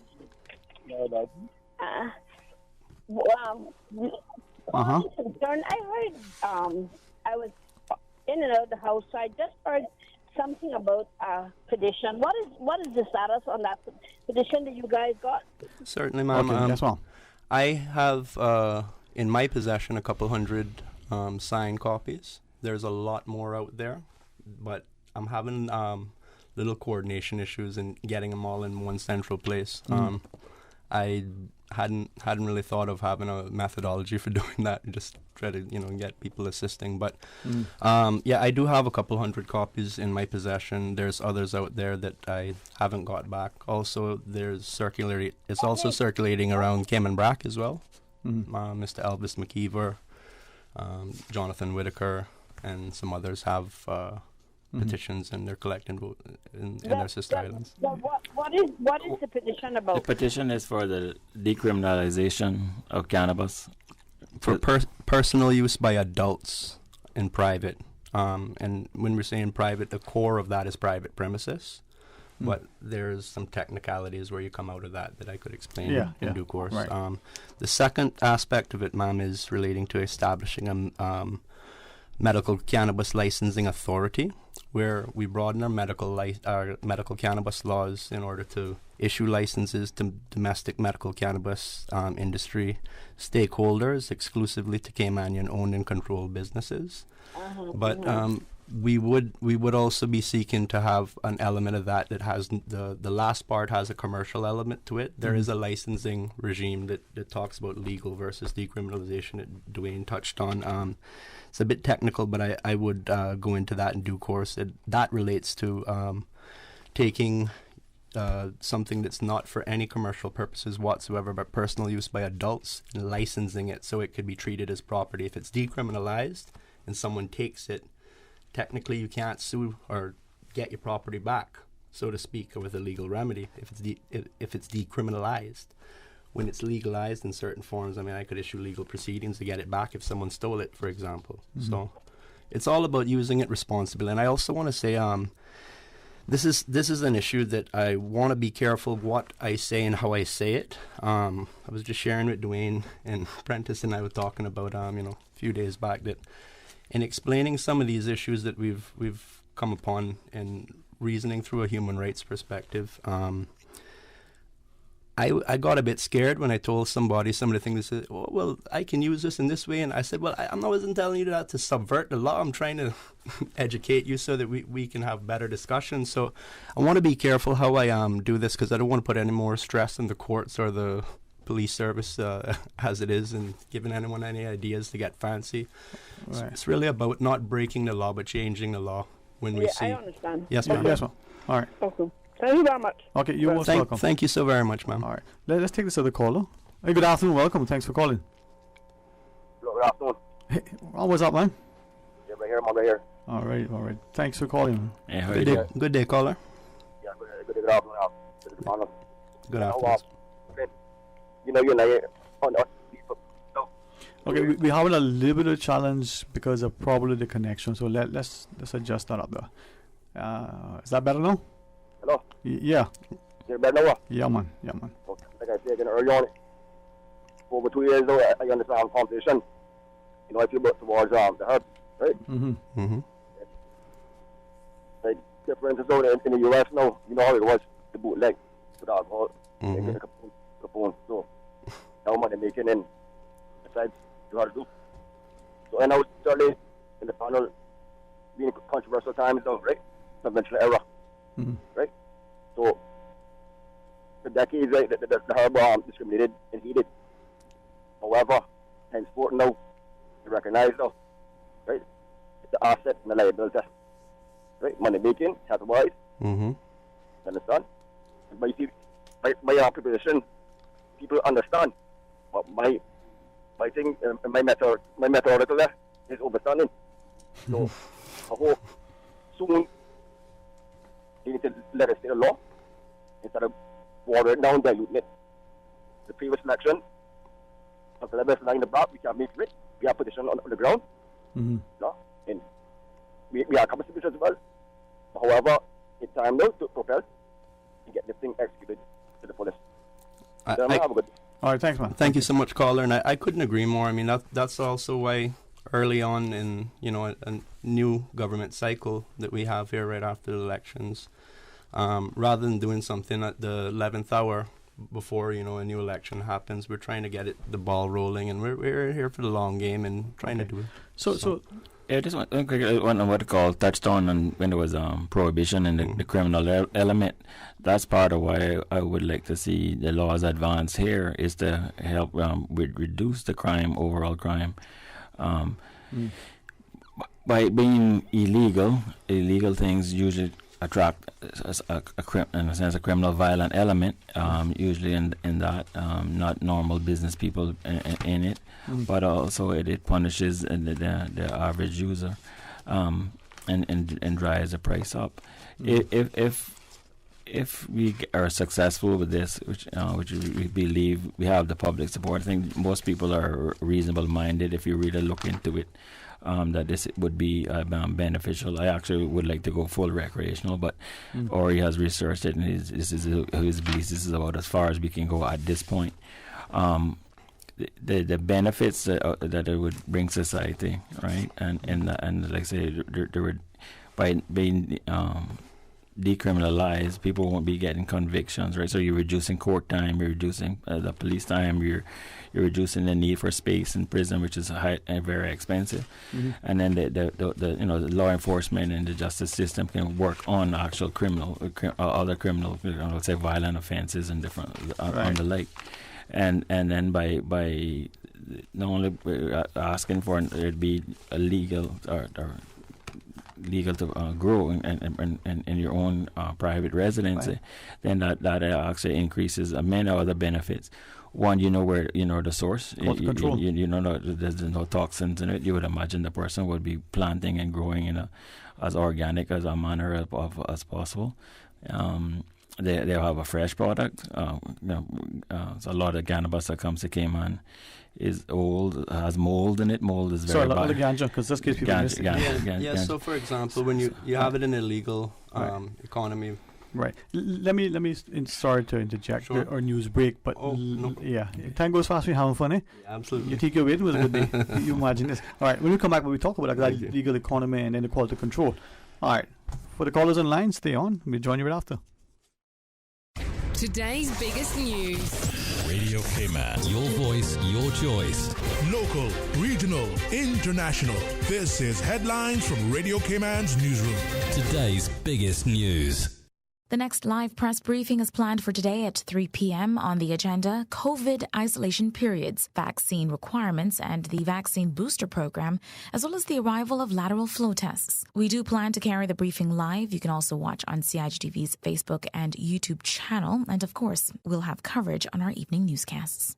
Turning to international news, U.S. President Joe Biden and First Lady Jill Biden will meet with Pope Francis during their trip to Rome later this month for the G20 conference, White House press secretary said in a statement. Biden, a lifelong devout Catholic who attends weekly mass meetings, will meet the Pope in Vatican City on October 29th. The G20 Leaders Summit is taking place from October 30th to the 31st in Rome. Norwegian police have named the suspect in Wednesday's bow and arrow attack in the southern town of Kongsberg that left 5 people dead and 3 injured in what they are treating as suspected terrorism. Espen Andersen Brathen, a 37-year-old Danish citizen, is due to appear in court on Friday, but police have yet to reveal the charges he faces. Officers had been in contact with the man, including as a result of previous concerns related to radicalization. Officers also revealed the suspect had converted to Islam. 5 women who were born in Congo and separated from their mothers by the colonial authorities are suing Belgium for crimes against humanity. The mixed-race women were taken away from their black mothers at birth 70 years ago solely on the basis of the color of their skin. Belgium controlled the Central African country from the 19th century until it won its independence in 1960.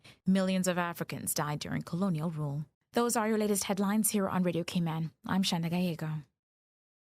For the latest in news and information, follow Radio Cayman on social media, Facebook, Instagram, Twitter. Download the Radio Cayman app or log on to our website, radiocayman.gov.ky. Talk today. But I do have some questions. Talk today. Cayman Islands' foremost listeners participation program. Talk today. Because there are more questions than answers. What the public is saying. Waiting to take your calls right now. Sterling Dwayne Ebanks.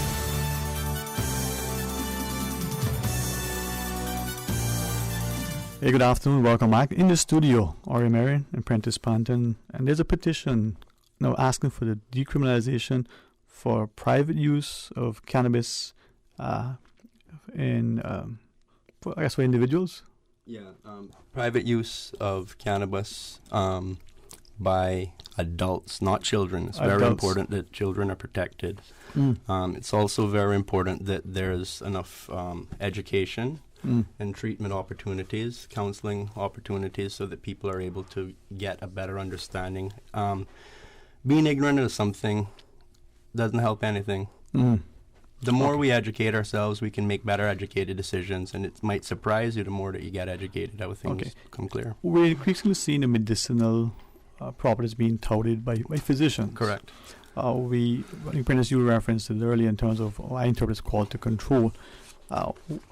True or false, I'm only going by published accounts that many times when ganja, marijuana, cannabis, is it one and the same, when it's brought to the shores, let's say Cayman or elsewhere, like any product, preservatives are added to ensure the shelf life.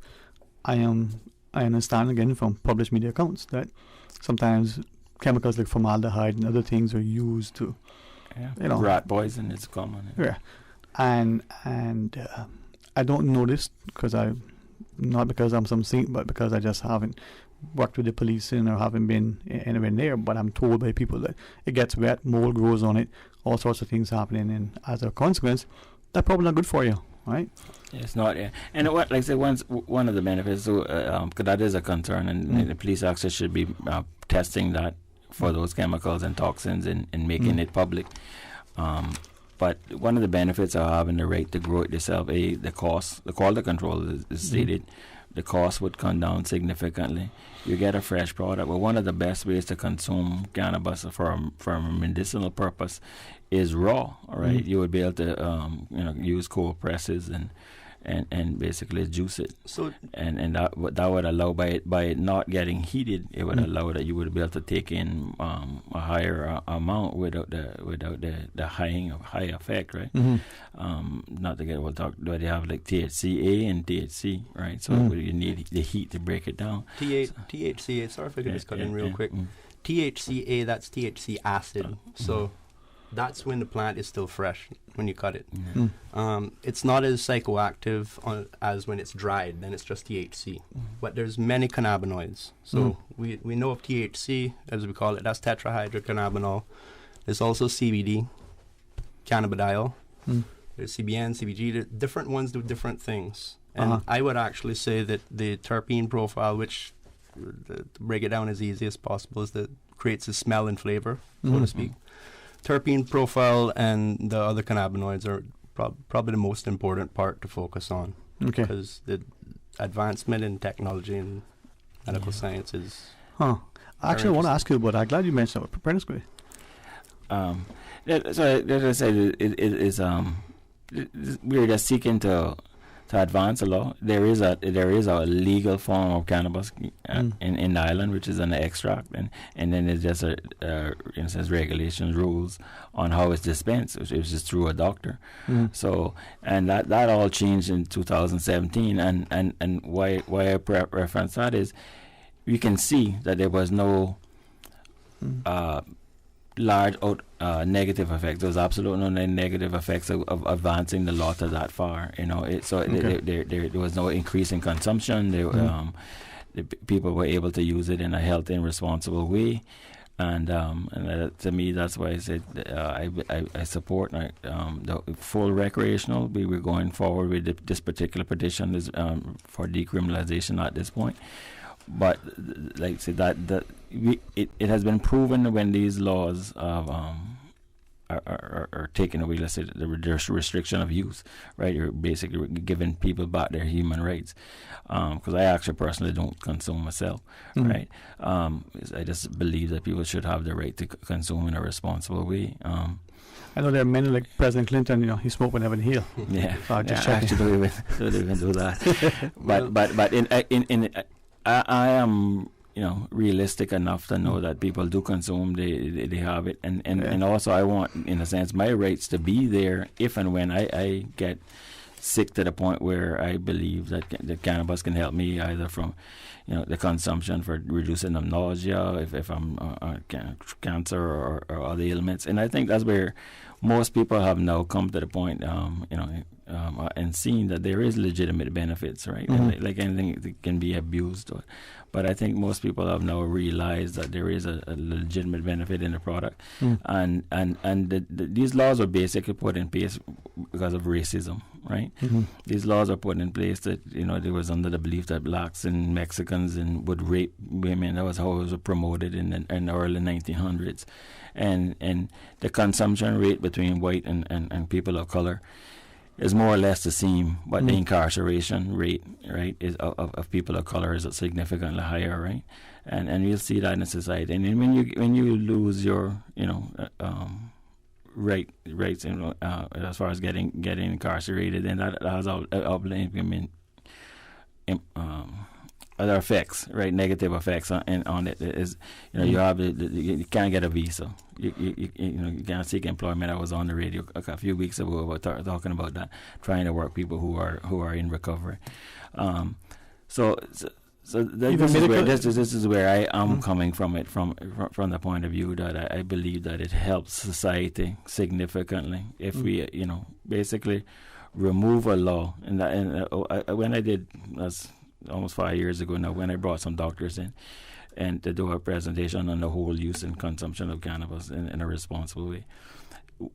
One of the things that struck me that I remember out of this 4-hour presentation was one of the doctors said the unusual part about this, but some people think legalizing it is the unusual. What's unusual in the history of life is that for 100 years it's been illegal. For 8,000 years has been consumed in many different facets. So it's only really this short period of time, the prohibition, basically, that is is the issue and the problem. And people will see that once we go full illegal, the benefits to society, I think, will be improved significantly. Yeah. But sorry, Ori. Yeah. As I was listening to you, and maybe invite your legal acumen, but I think again, what I may have recalled over the years from news across the globe, but particularly in Canada, cigarettes. Right, I was told, I got into news reports that when the Canadian government increased the taxes on cigarettes to such a level that they were smuggling, they would go across, into the U.S.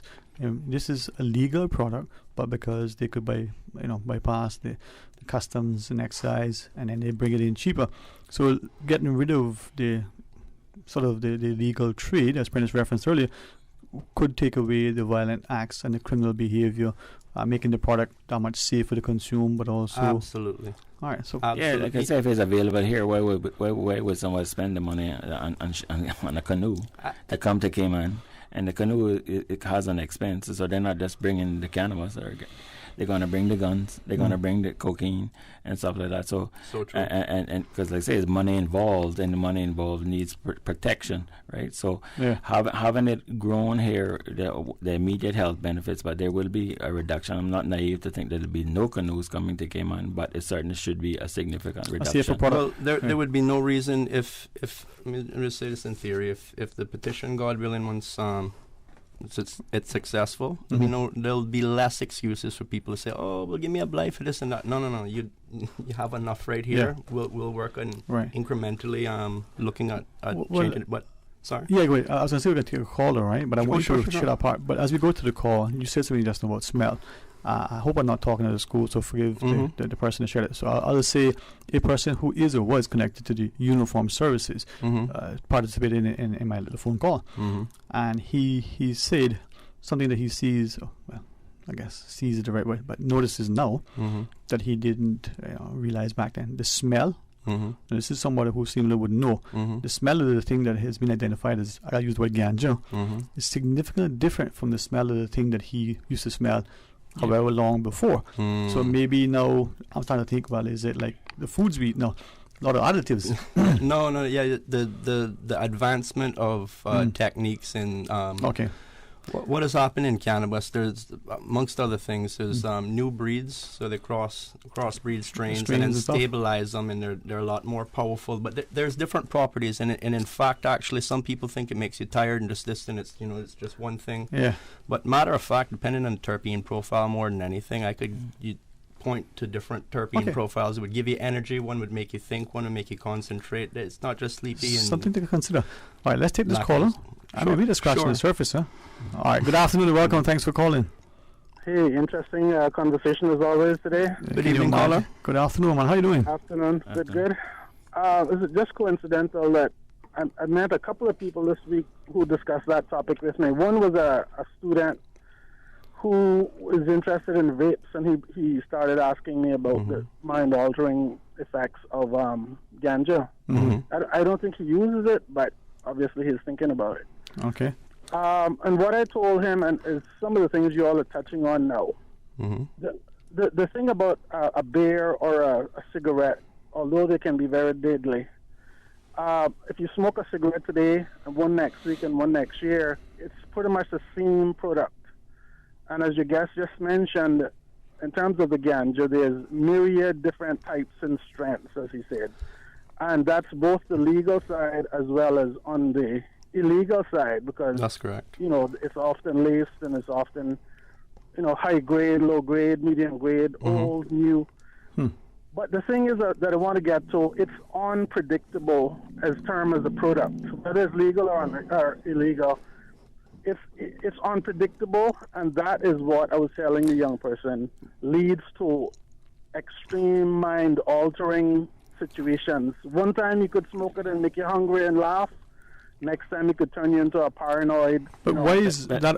Sorry, let me interject on that, though, right? One of the reasons that vaping is vaping or cannabis products is actually one of the best ways to consume, right? Absolutely. It's actually in its purest form. It's an extract. When you vape, there is no burning of carbon, so there is no smoke. But by consuming it that way, it actually has one of the fastest reactions to get into your system, and by that, you actually know when or quicker when you're getting to the point where you feel uncomfortable or you're getting high. Whereas if you consumed it, let's say orally, and it takes over an hour or more to digest into your system, you feel, well, I don't get anything, let me take more. So the vaping aspect is actually one of the health. That's why doctors prescribe cannabis vapes for medical reasons. Could I actually? Sorry. Yes, I'll let you answer just to finish up. I would just encourage you all to not conflate the issues, because there are vast differences between medicinal. Absolutely. And the street thing, which seems to be the recent focus of the discussion. I would suggest you focus on the legalization, the medicinal, whatever you petitioning or hoping to get through with, but leave the street use, leave the smoking alone, because the two issues are very different, and you can't legitimize one with the other. So please, I don't. No, not trying to legitimize it. No, on one or the other. It's like I say, just. We believe what's on the street is highly impure for the most part on the criminal element. That's why we want it to be decriminalized, so that you can have the right to grow a quality product. And it doesn't. And there are strains that are, I don't know how familiar you are with it, but there are strains that have high CDB, which basically CDB has no psychoactive effects. So you would be allowed to grow that as well. So it's all I was referencing there, the legal side of it, that because Cayman has legal cannabis now, right? We are in an extract form, medical cannabis, and I would say the difference between recreational and medical. When you ask most people, right? Like I said, I don't consume myself, but when you ask most people, why are you consuming on a recreational, so-called recreational level, they'll say, "But I want help with sleeping. I have a problem with depression. I want to treat my inflammation or pain." And so you could take it to say, well, all they really have is an undiagnosed medical condition, right? Okay. So they're self-medicating for that, and so that's why I say we appreciate. That's why we wanted to say get it to where we decriminalize it. So instead of the government spending money locking people up or on the police force, they could spend money on education and educating people on the benefits and harms on the consumption. So I appreciate that explanation, but I still feel that most people are going to sign a petition when they hear decriminalized. They're not going to be as deep thinkers as you guys, legal minds and all that. And it's also interesting to note that, as you all said, you don't smoke it or use it yourself. So it's not something, it's already in our schools, it's already in our population. I was talking to a guy this week under a tree, and he pops out his joint and starts to smoke it. I didn't run away. I mean, I didn't treat him like he's still my friend. That's his choice. But, of course, I didn't stick around because if the smell got on me, I'll be judged if I just walk in a store or go back to work and smell like it, right? Right. So please don't encourage it for especially for young people. But we're not stated that over the age. But one of the interesting things on that, though, right, on because like I said, it is an illegal product right now, and it's readily available anywhere you turn in society right now, right? But one of the interesting outcomes of making things legal is that there is actually proof in many societies that there was actually a reduction in consumption amongst young people, because the old saying, forbidden fruit is the sweetest. Some people try it because it is illegal, the novelty of it, but once they find that it's legal, and they see it, it's like, okay, there's no big deal, it's not for me. Right, and I mean, I'm not trying to be a hypocrite. No. I haven't touched it in probably 30, 35 years. Likewise. As a young person, I use it several times, often enough to know that pretty much every time I touched it, the reaction was different. It's unpredictable. That's why.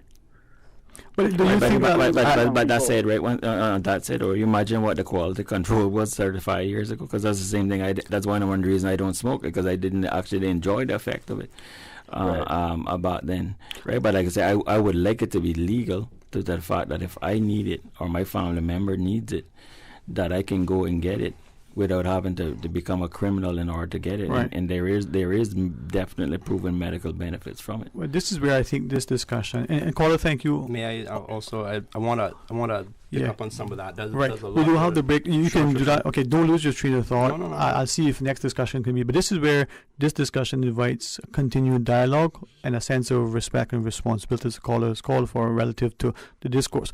Let's pause, take this very short break, and then conclude the discussion when we return.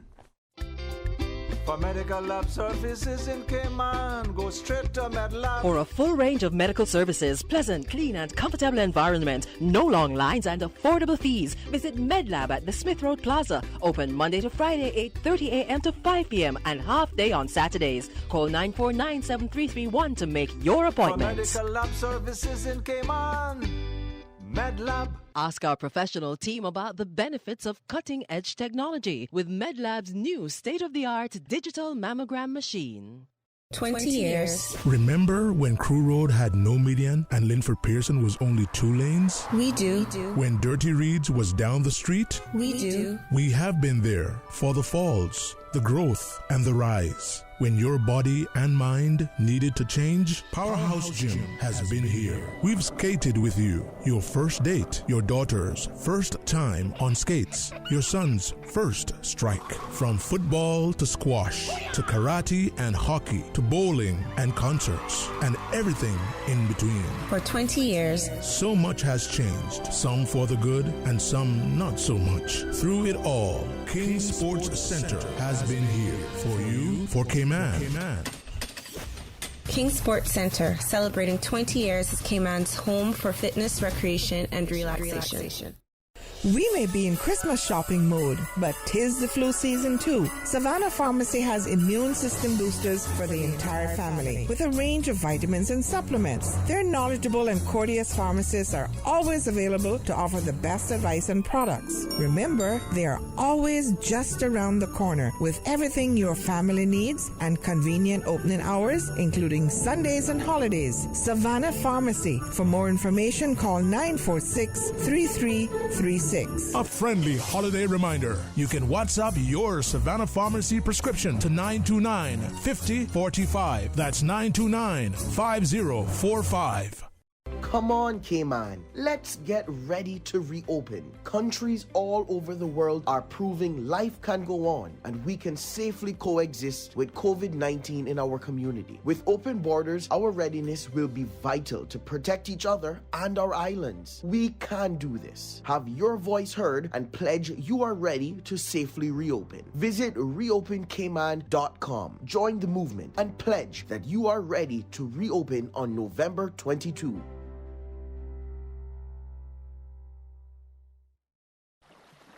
Explore your history. Explore your land. Explore your sister islands, the ultimate staycation experience. Your culture, your freedom, the land that time forgot isn't gone. It's your sister islands. Discover all that our sister islands have to offer.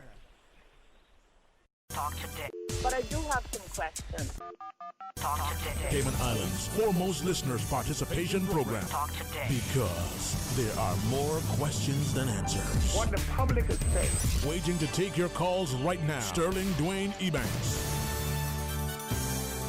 Hey, good afternoon. Welcome back, and thanks for joining us. And thanks for your interest, your willingness to share a perspective one way or the other. That's what it's about when it comes to healthy democracy. To Prentice Panton and Ori Marion for helping us to kickstart this discussion. To our listeners, we're going to continue this in a couple of weeks as well. And in the intervening minutes before the show closes, we won't take any more calls if there are any just yet. But Mr. Marion, as the legal mind sort of drafting this petition, you shared this is for registered voters at this time. This is calling for decriminalization for adults to private use, right? Private personal use Private for decriminalization and broadening medical cannabis legislation. That's very specific. Right. There's a lot of things that here's to talk about. I could have talked the whole entire time. And we will do that going forward. Indeed, but what I do want to say is just very quickly, it's very important that we not only ensure that we are in compliance with the Constitution and what the Bill of Rights have to say, but also in relation to this.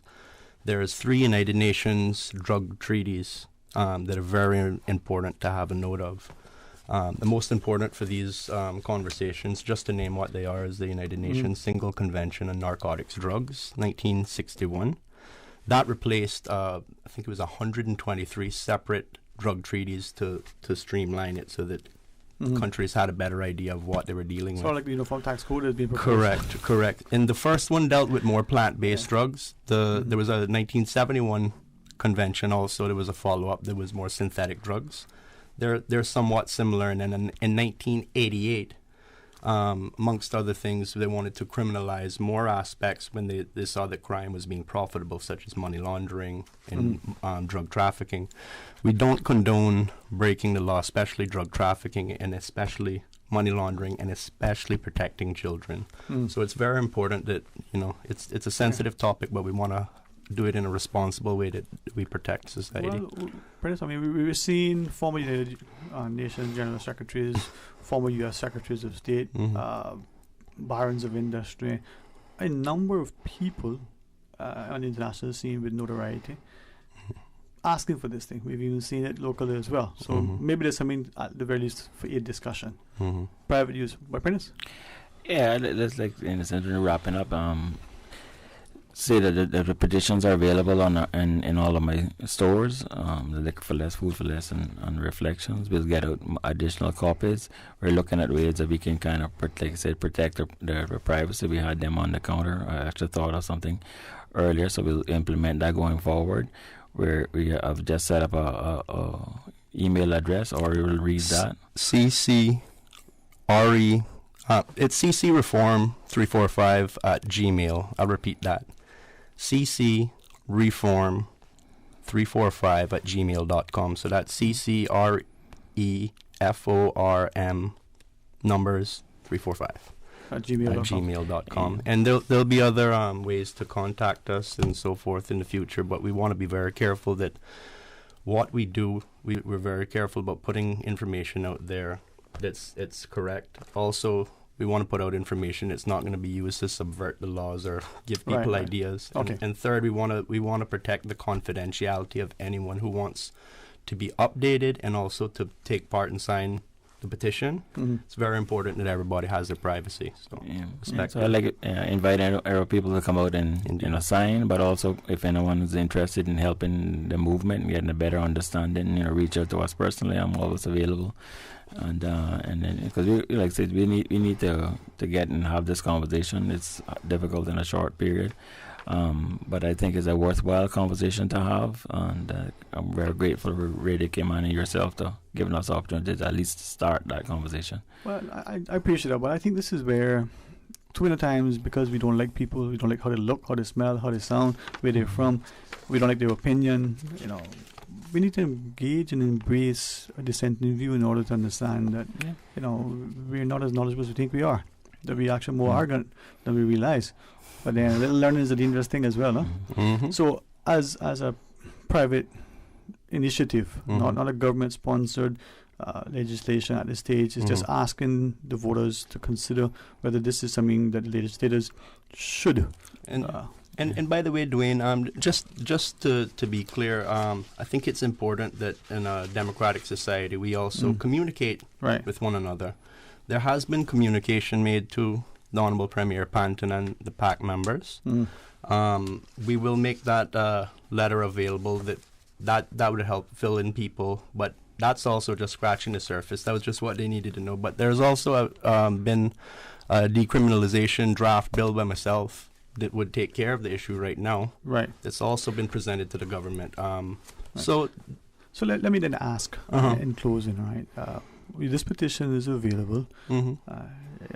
This is 2021, I think. Last year was a long century. I'll never stop saying that. At what point do you think that you were hoping to be able to say to the government, listen, maybe it's first quarter next year, maybe it's a year from today. Do you have a target date in mind that you want to attain at least? I think we'll get it. I think we'll get everything done within a year. Okay. At least trigger the referendum and give Parliament the mandate. Yeah. But not even that. Even to present the petition here, signed signatures required of the requisite number. So when are you hoping to achieve that?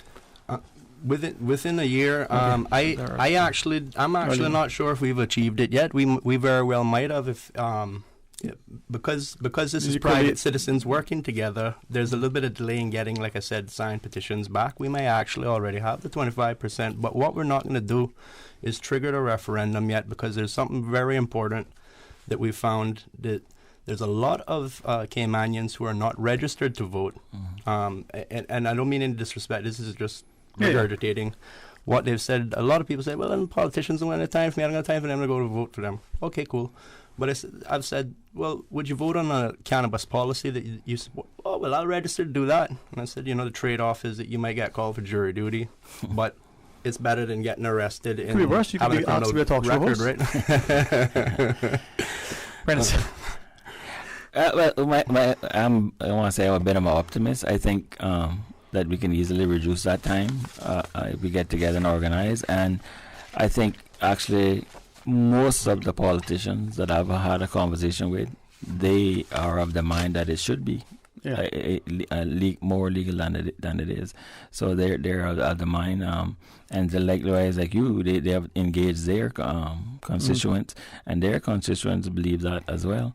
So I'm very hopeful that we need to do this, and in a sense, I want to say start the conversation, start the motivation.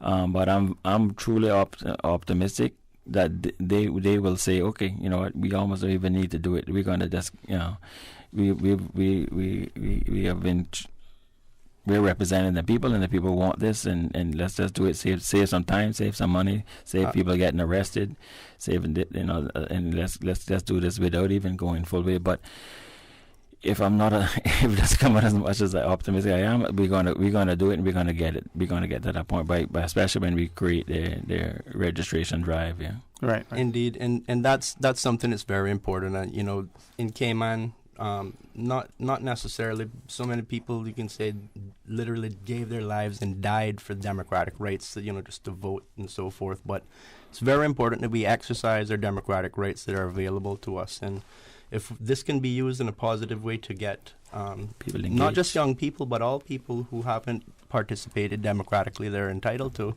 into the democratic participatory exercises, well, it's what we're looking to do. But that's one of the side benefits, I think. Yeah, and that would be an ongoing benefits. Like I say, people now will be engaged for the first time in paying attention and holding their politicians to account. Right. Well, gents, I appreciate that this was somewhat of an abbreviated discussion, certainly very cursory. I don't even think we scratched the surface. I don't even think we did. So in about 2 weeks hence, we'll have another discussion. 26th, is it? Yeah. Okay. Tentatively. Tentatively. It's a good day. It's a good day. It's good. Happy birthday to you when it comes. Thank you so very much for having us as well once again and to Radio Cayman. And I just want to let everybody know that we're more than happy and wanting to hear all views, even views that are the exact opposite extreme. I think it's important that everybody get to ventilate their views. Well, something that my parents encouraged me that I was reminded this morning. Everybody has an opinion. You need to do two things when you're expressing yours: be respectful and not get engaged in expletives, and be tolerant that your opinion is the only one. So be tolerant of the others. So this is what this is about. Whether we're talking about taking an injection or not, or whether we're saying who was the best single. I say it's Bill Joel, but you might say somebody else. Gents, thank you very, very much. Thank you so very much. A pleasure. This was who knows what tomorrow is going to bring. Well, if any luck, tonight's going to be good. Tonight's that's good. Until tomorrow, I want you to join Ray Banker and myself for our monthly See What I'm Saying. But start the day off with Art Corner for the record. And Ray works hard, Some days he even looks good. Tomorrow might be one of those. Until then, be blessed. Talk Today is brought to you by Subway, open 24 hours in Countryside, Anderson Square in Georgetown, and Centennial Towers in West Bay. And by the Ministry of District Administration, Tourism and Transport. Explore your history, explore your land, explore your sister islands. MedLab in Smith Road Plaza, your complete medical laboratory solution. Call 949-7331. And Savannah Pharmacy in Countryside Shopping Village, convenient opening hours including Sundays and holidays.